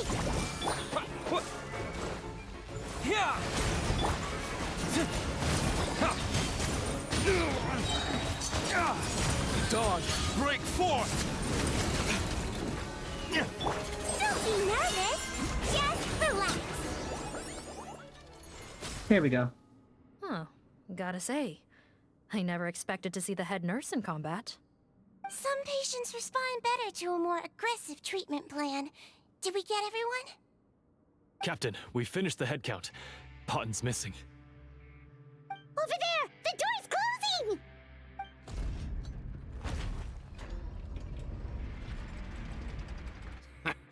One group trying to arrest me, another trying to hunt me down. Good. I gotta kill two birds with one stone. How did he get up there? There must be a secret passage somewhere. Find it! Don't waste your energy. I already sealed it off. How naive. We have more people outside. If we're not back out by the agreed time, they'll come to our rescue. Well then, you'd better hope they get here in time.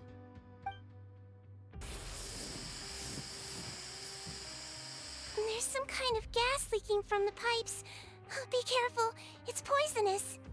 This is our distribution center, where we store the product derived from our source solution. We had to use special fire prevention methods to prevent contamination. The pipe network here was designed to emit a gas for firefighting. One little modification later, and it makes an efficient death trap. Why would you do this? Your partners are here too. Oh, please. If they can't supply what I need, they're of no further use to me. Besides, I can't have them exposing my potential whereabouts. He's a maniac! Come on, we gotta find a way to open that door!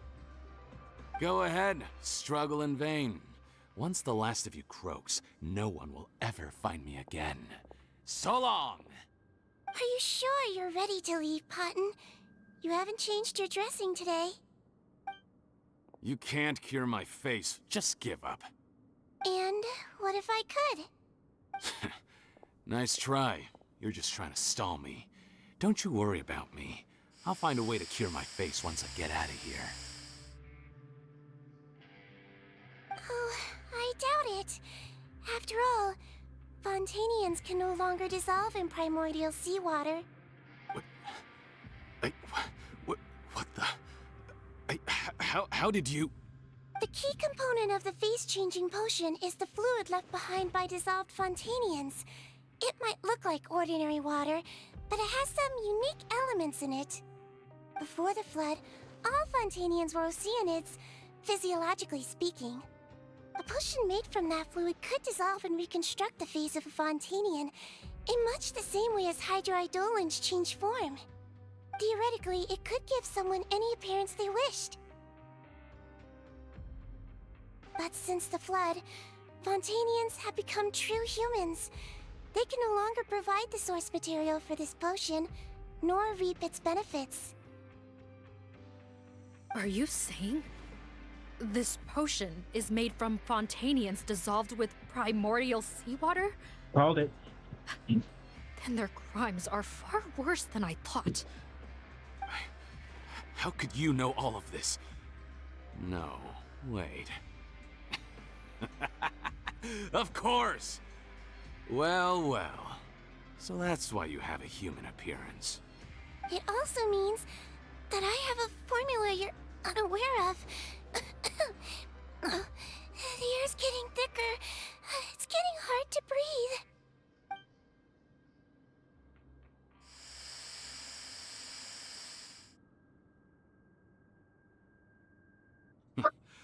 I might get to make a deal today after all. Alright, keep talking. How do you intend to give me the formula? Oh, it's not a formula, but a finished product. I have a bottle of it right here. What? When I tried 𝔱𝔰𝔢𝔬𝔱𝔬 skincare product, I noticed it had a certain special component in it. So I had my friends gather some other ingredients for me, and sure enough, a little experimenting later, I'd produced the potion. I'm guessing his skincare lotion contains the fruits of your joint research? Huh. Impressive guesswork. Yeah, we were a supplier for some of the raw ingredients. But it only contains a tiny amount of the active ingredient. The effect is minuscule compared to the undiluted fluid. Well, I found a way to reverse the dilution process, giving the skincare lotion a similar effect to the fluid it is derived from. That's impossible. If I tell you some of the ingredients, I think you can figure it out. First, you need to combine tainted hydrophantasm tissue with transoceanic pearls at a ratio of around 3 to 7. Tainted hydrophantasms and transoceanic pearls. I see. Can't believe I never thought of that.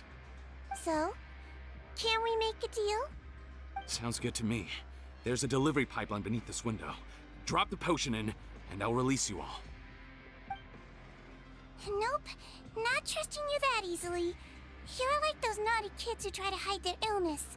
Open the sluice gate first, then I'll hand you the potion.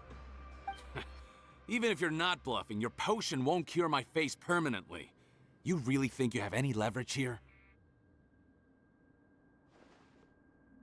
I'm not closing the valve this time. Clock's ticking. Fine, then I'll just stand here with the potion in my hand. And when I faint from the poison, I'll drop it and it'll be destroyed. No.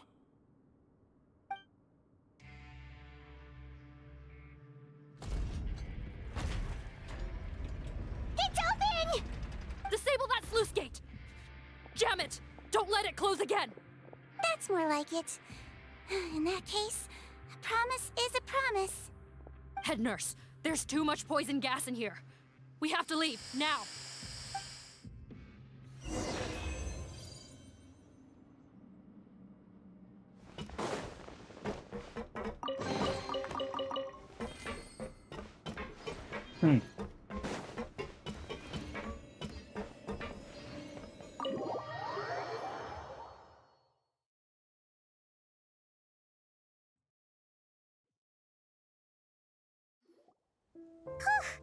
That was too close.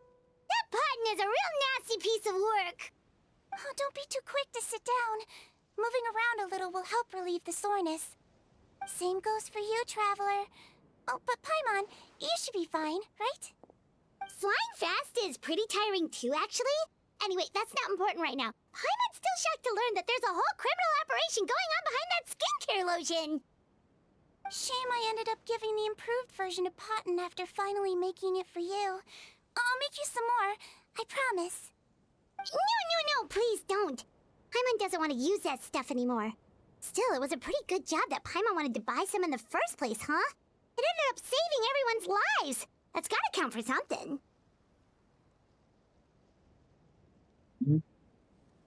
Well, CJ was the one doing all the saving. Yeah, Paimon was just kidding. Head nurse, I've done a final head count of our team and the criminals. Everyone's here and doing fine. We're ready to escort the fugitives back to the fortress of Meripede. It's a shame that we didn't find 𝔱𝔰𝔢𝔬𝔱𝔬. At this point, I'm afraid he's probably deceased. What a horrible bunch. Especially that Paimon guy. If he hadn't made good on that deal, we'd all be dead because of him. No, we wouldn't. I always keep a whole bunch of antidotes on me for emergencies, and one of them neutralizes that poison gas. We'd have been fine, even if you hadn't opened the gate. What? Then why did you give him the potion? If this is true, I must concur. Sorry to be blunt, but I think you made a bad decision by handing him that bottle. If he changes his appearance and flees Fontaine, it's unlikely that we'll ever find him.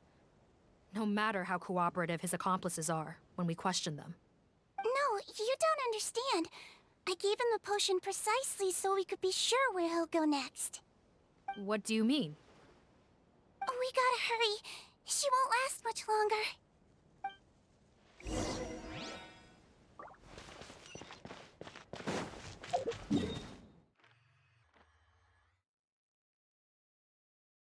Oh, Patty was 𝔱𝔰𝔢𝔬𝔱𝔬𝔫. Okay, that makes sense.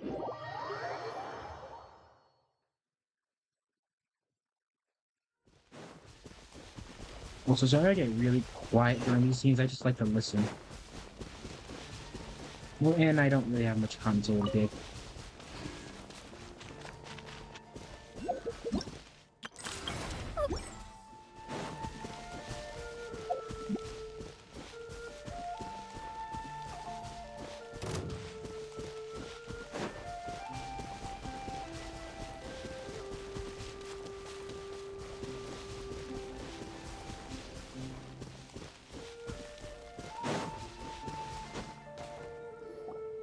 Don't move a muscle. I might be short, but I pack a mean punch. Captain, you're just in time. While I was lying in wait, I spotted this crook snooping around, trying to find a way in. So I detained him. Whoa. His face. Are you... Potton? So this is where you were heading, huh? What? This is how Potton looked before his face was marred. His current appearance matches the mugshot on his arrest warrant. I see. Wait, so what's going on? Wasn't the whole point of the potion to disguise himself and escape Fontaine? Why would he change back to his original face and run right into our trap? Enough of this nonsense. Let me in. You better pipe down. There's an old lady in there who's very sick. No way are we letting a crook like you inside. To heck with it. Listen to me. I'm 𝔱𝔰𝔢𝔬𝔫. That's my mother in there. He's gotta be lying, right? 𝔱𝔰𝔢𝔬𝔱𝔬 was a victim in all this. He was forced into it against his will. How can he and this monster be the same person? Forced against his will? That's the funniest thing I've heard all day. Back when I was being coerced, everyone thought I was colluding of my own free will. And then when I actually became a criminal in my own right, you all suddenly thought I must be under duress. Amazing what a difference a handsome face makes. Save us the speech. Explain yourself.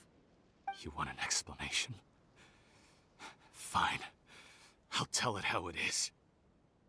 When I was just Potton, the whole world treated me with contempt. Ew. What do you want? Get away from me. Women despise me. Collaborate? You don't look like much of a researcher to me. My peers scorned me. Mr. Potton, was it? I'm most interested in your research. Consider my offer carefully. I doubt you'll find other investment opportunities. Only villains would work with me. You want out of the game? Forget about it. Turns out, I slipped up a little. Left your picture with some 𝔬𝔱𝔬𝔬 Phantom officers. Easy mistake to make. Now they've listed you as an accomplice and drawn up an arrest warrant. So I suggest you put any thoughts of running away to rest. If you get caught by the guards for being in the synth business, you ain't ever seen the light of day again.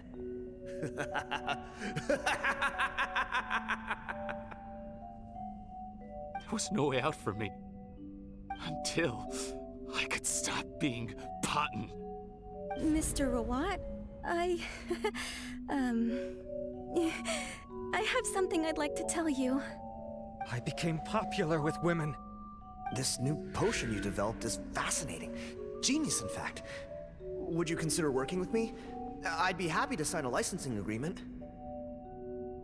My peers looked up to me. Okay, I'm very interested in your research, sir.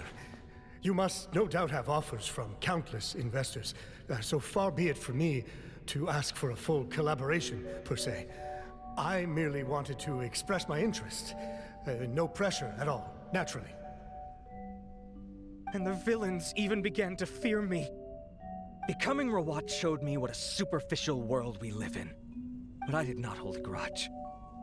After all, this superficiality could be made to work in my favor. Or so I thought. But alas, the world seemed bent on finding a reason to make me despise it. Mother, I'm back. How are you doing? Who are you?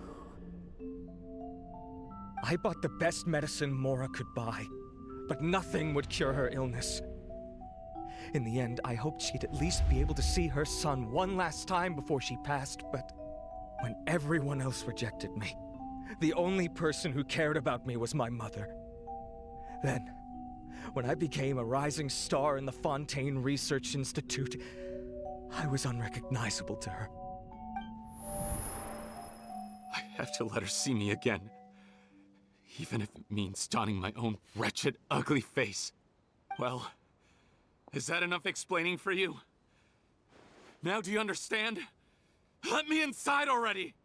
Have you ever considered if you'll even be able to look your mother in the eyes after what you've done? You found a way to completely change your identity. You could easily have escaped from them. But no, you chose to keep working with them. Why would I want to give up on such a lucrative business? The profits were dozens of times that of the synth business, and it was all above board.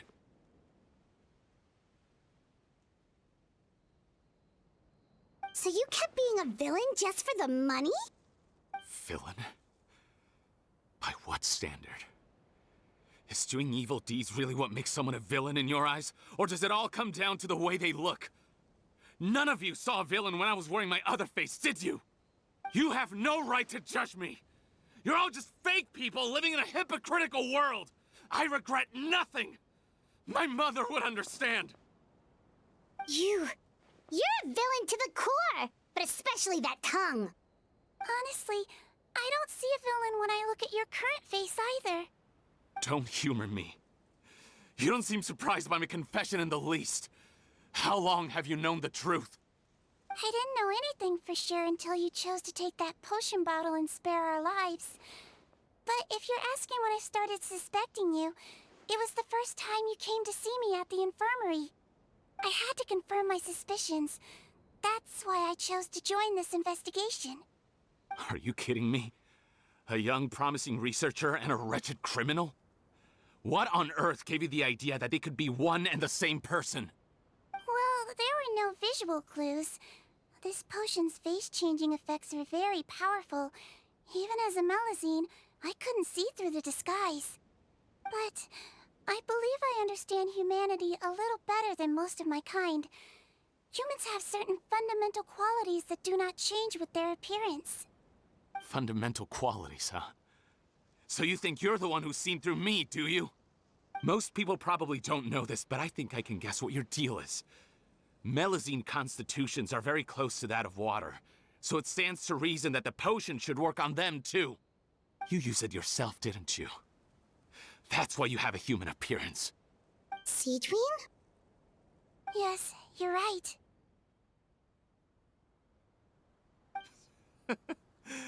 I'll bet it was back in the days when 𝔕𝔻𝔻𝔻𝔻 were discriminated against because of their appearance.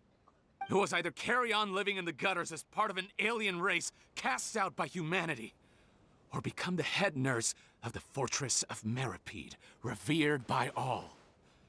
Not a hard choice to make. It's a no-brainer. So you see, you and I were the same. And I'm the one who saw through you! That's not important right now. You came here to see your mother, didn't you? Well, I can grant you your wish.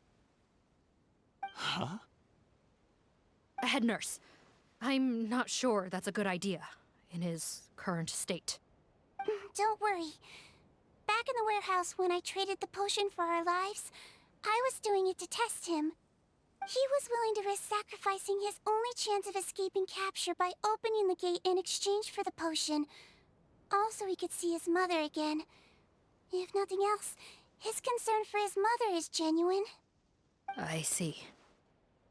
So before you arrest him, please allow him to see his mother one last time. The Traveler and I will accompany him. You have nothing to worry about. All right. I understand.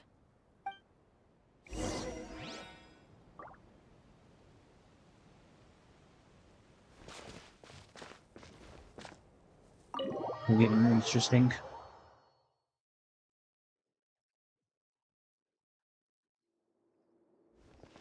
Mom? It's me, Potton. Your son. You recognize me now, don't you? Mom, what's wrong? I'm sorry, but I have some bad news. I examined your mother last time we were here, and it appears that due to her prolonged fever, she's lost her eyesight. What? Your appearance no longer has any bearing on her ability to recognize you. But there are always other ways to remind our loved ones who we are. Wouldn't you say? No, it can't be. Please, Mom, open your eyes. It's me, your son, Potton. If you really can't see my face, then here, take my hand. Tell me you feel your son's hand. I've done so much to get to this point. Please, you have to recognize me. No. The temperature of his palm must have changed. I'm sorry. It seems I couldn't bring him back to you after all.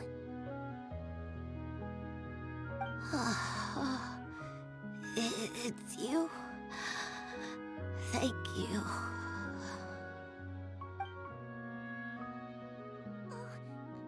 Of course. Wait. Mom. Wait, oh my god. Why will you answer her and not me? Why? No more questions, Potton. She's gone.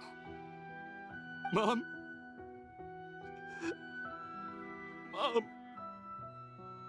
I'm sorry to say this, Potton, but you and I are not the same.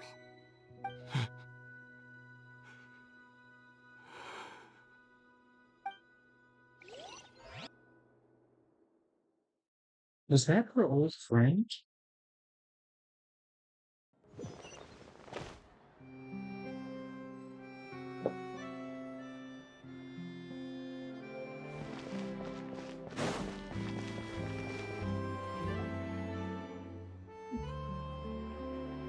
The wait is over, everyone! The sale of our new skincare product, Romaritime Essence, will now begin. Another skincare promotion! And it's selling as fast as last time. Wonder what people would think if they knew what was in the last batch. Oh, Sigewinne's here too! Hey, Sigewinne! Oh, Traveler Paimon, hello!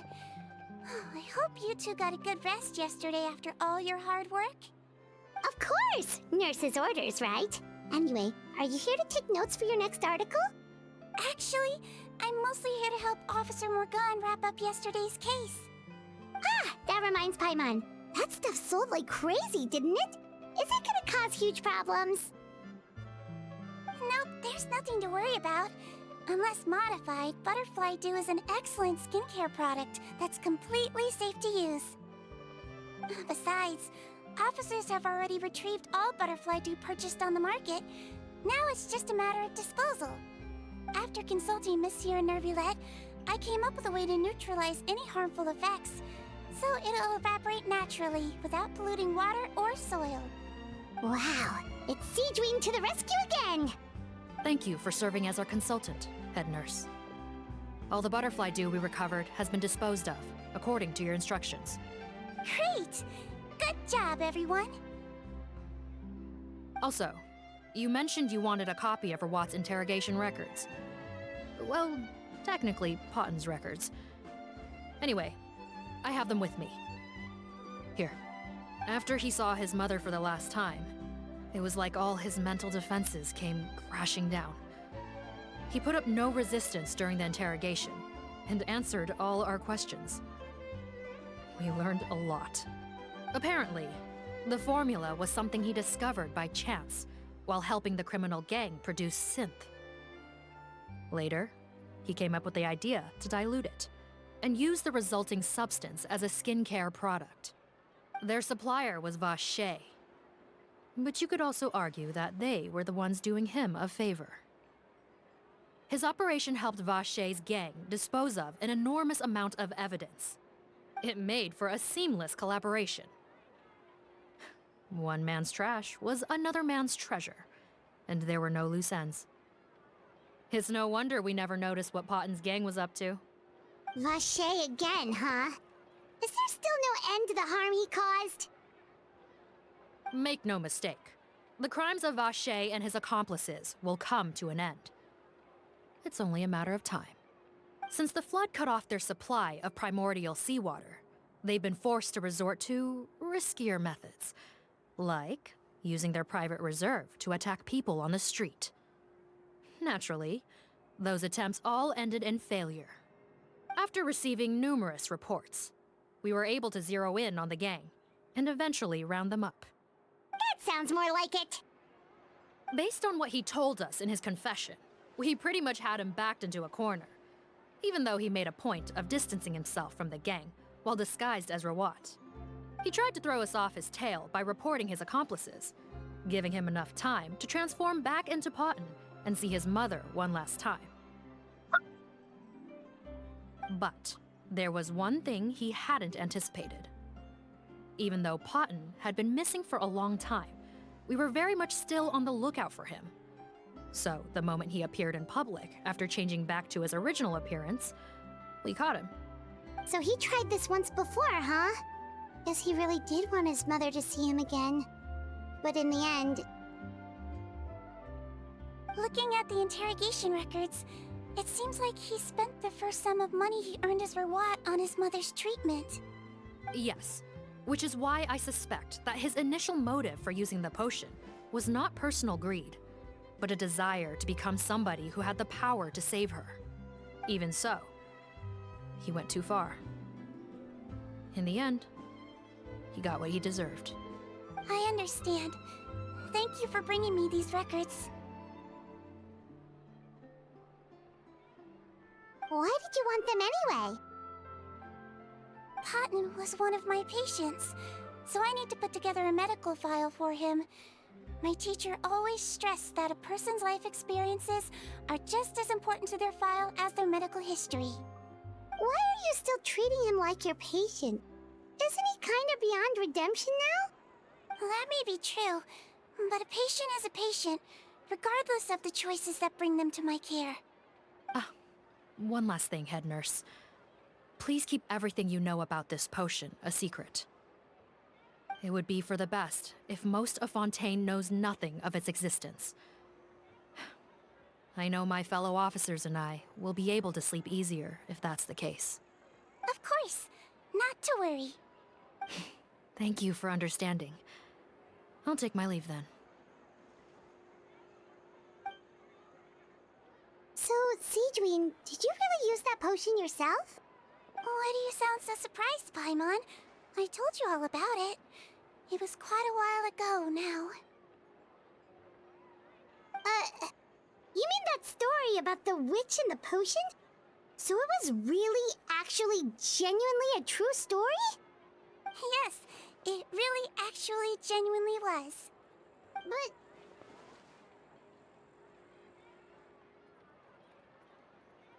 Why was it making that potion? I know. There are some secrets I can't tell anyone about. But considering everything we've been through together, I know I can trust you with them. Before I tell you though, could you follow me somewhere? I want to pay my respects to an old friend. Of course!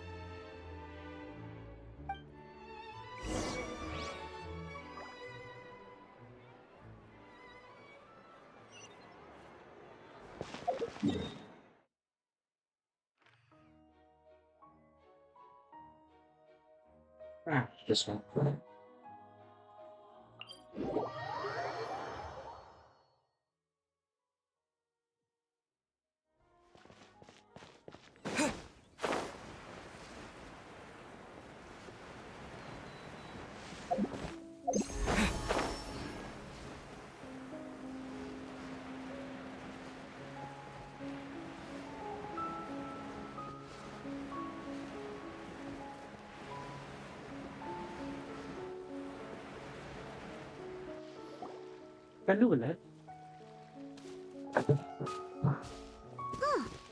Never and Risley, they're here too! Good to see you, traveler. Paimon. I trust all has been going well for you? Big news, everyone. The Udex is out of his office on important business. Hmm? Is that genuinely something people would consider big news? Why wouldn't they? Important business is a big deal. Ah, yes, you're quite right. When someone you care about requires emotional support, being there for them at the right time and place is of the utmost importance. After reading the 𝔦𝔫𝔱𝔬𝔀𝔬's reports, I had a feeling a trip here might be in order. Take note. That, my friends, is how Monsieur Neuvillette shows that he cares. We're both here for the same purpose, actually, to accompany Sigewinne as she pays her respects to her late teacher. So the old friend she mentioned was her teacher then? The witch? Oh, sorry. Paimon didn't mean to be rude. It's only because Sigewinne calls her that all the time, so... Take that one, I'll let slide. I doubt she considers that title to be offensive, Paimon. Don't worry. Indeed. In fact, I believe Sigewinne would take it as a sign of affection. She has spoken of this doctor on many occasions, and it sounds like she was a truly generous individual. In those days, many people harbored prejudices against Melusines. She was the only teacher willing to take Sigewinne on as a student. Wow. It's really nice of you two to be here for Sigewinne. Guess you guys really look out for your younger colleagues, huh? Younger colleague? Well, that might be true for the Udex, but I'm not sure I can say the same. Sigewinne served a sentence in the fortress of Meripede hundreds of years ago, and after she did her time, she decided to stick around. She's been an integral part of our administration ever since. Strictly speaking, the head nurse has been around longer than most people in the fortress, myself included. Pretty sure that makes me the younger colleague. She served a sentence? You committed a crime? Yes. Long before I became Udex, there was an ancient law in Fontaine that prohibited any attempt to transform another species into a human. That's oddly specific. Initially, I and most researchers believed this law to have been imposed due to ethical concerns. But now, it seems more likely that the law was nothing more than an insurance policy, a way for Egeria to ensure that her people would remain insulated from the truth, thus enabling them to lead more straightforward, happier lives. Ignorance is bliss, as they say. Sigewinne had her reasons for choosing to obtain a human form, but the act was nonetheless in clear violation of the law. Could you tell us a little bit more about what happened back then? Certainly. Sigewinne does not object to her close friends learning about her history. In fact, I first learned of it myself because she confessed the truth to me of her own volition.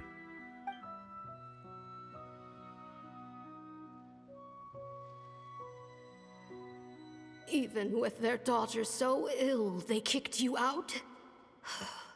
Stubborn as always. And prejudice isn't a disease I can cure either.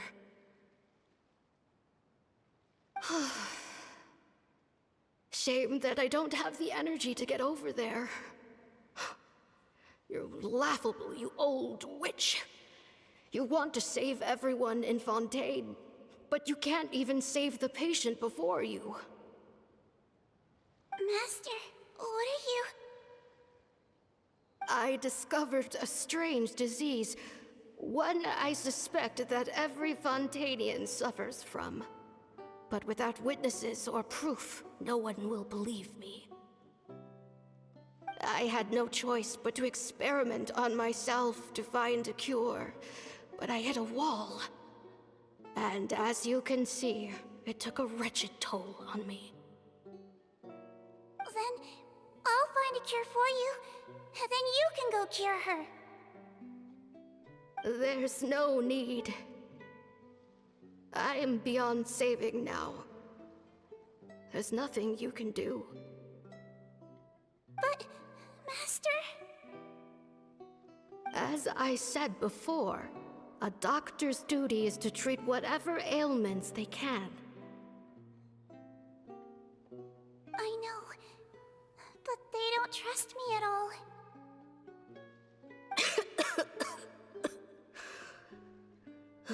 That girl. She's your first ever patient, isn't she? Tell me, what cost are you willing to bear to see her cured? I'll do whatever it takes. Even if it means breaking the law and being punished for it? As long as I don't hurt anyone. Yes.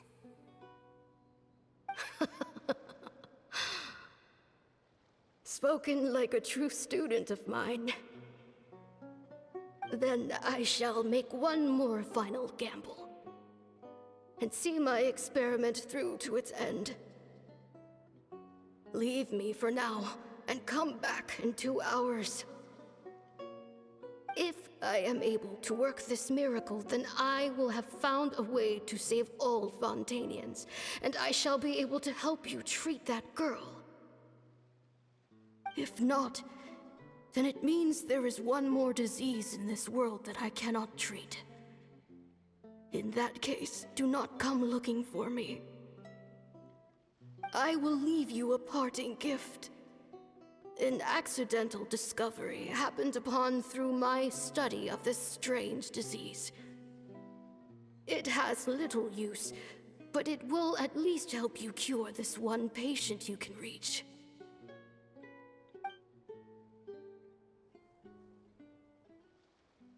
When Sigewinne returned, the miracle had not occurred. She found a potion bottle and a note on the table. After using the potion as instructed, she gained her current form, breaking Fontaine's law in the process. And after I had confirmed the veracity of the events, I gave my verdict. So that's what happened.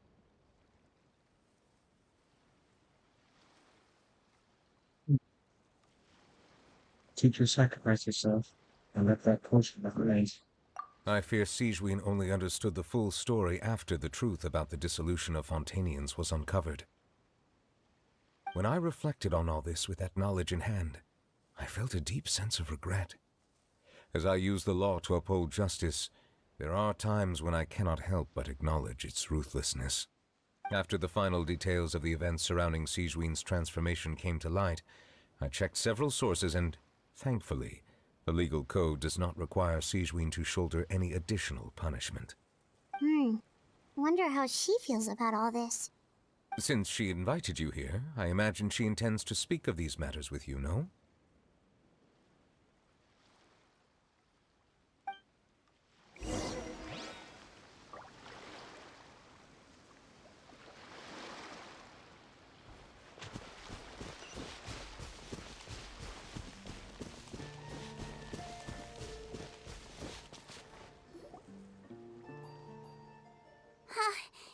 You're here. The old friend I mentioned was my teacher. When she passed, her body was nowhere to be found. All that's left of her is an empty tomb. And even that's deep underwater now. Sigewinne, the witch who gave you the magic potion, she was your teacher, wasn't she? Sounds like Monsieur Neuvillette filled you in. After learning the truth, it must have been hard to process, huh? Well, to be honest, after I realized what really happened that night, my first thought was that it kind of made sense. It seemed exactly like the sort of thing she would do. But she was planning to sacrifice herself and never told you. That's just who she was. If lying is what it took to get a kid to take their medicine, then that's what she'd do.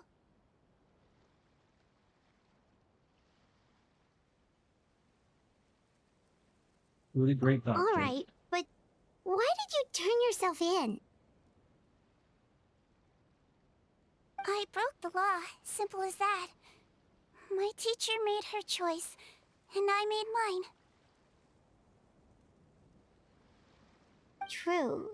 It's just the way Potton framed it when he was asking you all those questions, it made Paimon really mad.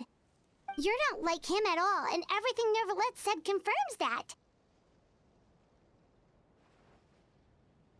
And yet, you were still convicted and thrown in prison. It just feels so unfair. Unfair? I happen to think just the opposite. If I hadn't served that time, I'm not sure I would have been able to stay strong when he was questioning me. What makes you say that? I knew you'd be curious. Let me tell you a story.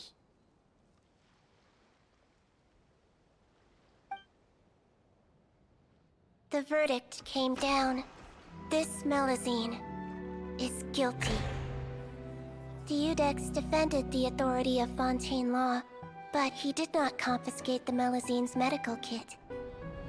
And so, the Fortress of Meropide gained a new little doctor. She still wore her hood and raincoat, even though it never rained in the fortress. Perhaps thanks to her human appearance, no one refused her treatment. She treated more and more patients, and her sentence grew ever shorter. Finally, the people of the fortress could not live without her, and though her sentence ended, she did not leave them either.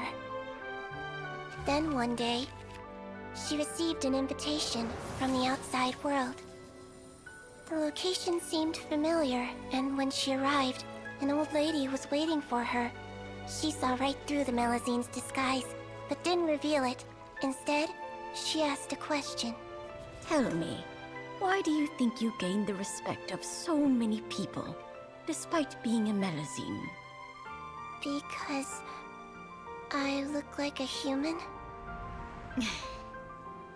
It's been 50 years, Sigewinne, and you haven't aged a day. I think everyone knows you are not human. I finally found you, after all these years. I still remember, you know. It was you who saved me that night. But how? I was no longer a Melusine by then. Does it really matter if you're human or Melusine? I remember the warmth of your palm. It's quite unmistakable.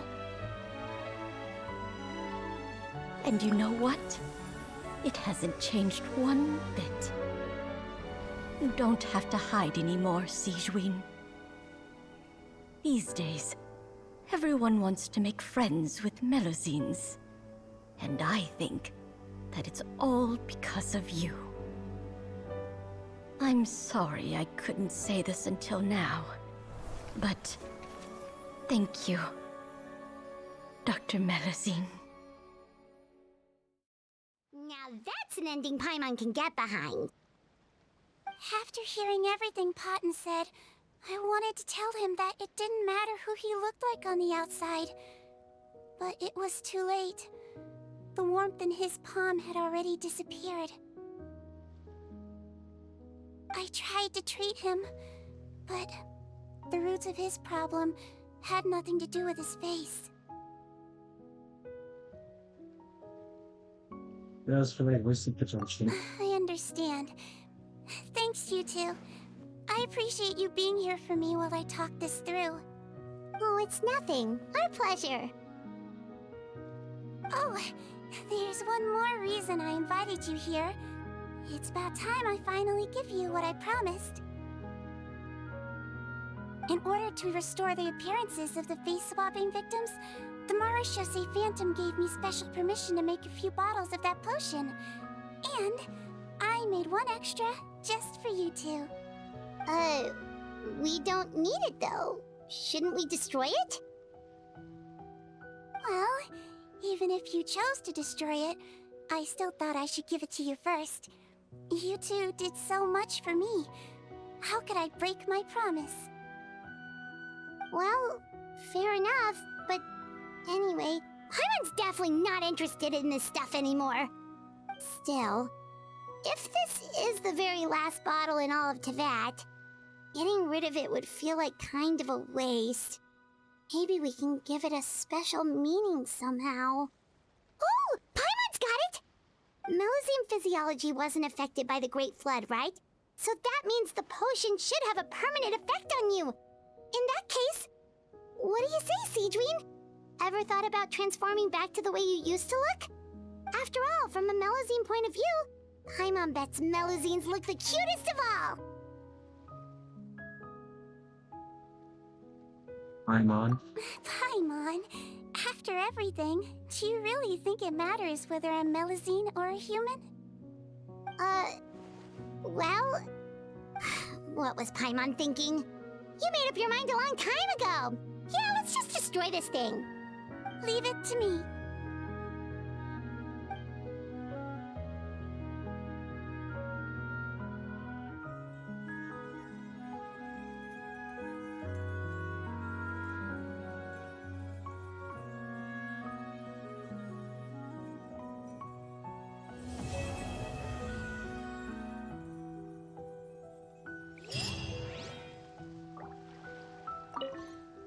I'd like to stay here with my teacher for a little longer.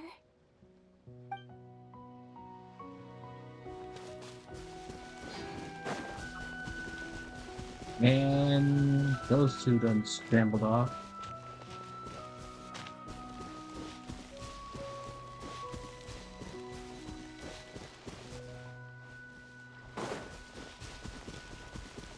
Oh, that's what it was. Okay. Well, I'm gonna call it here then. Oof.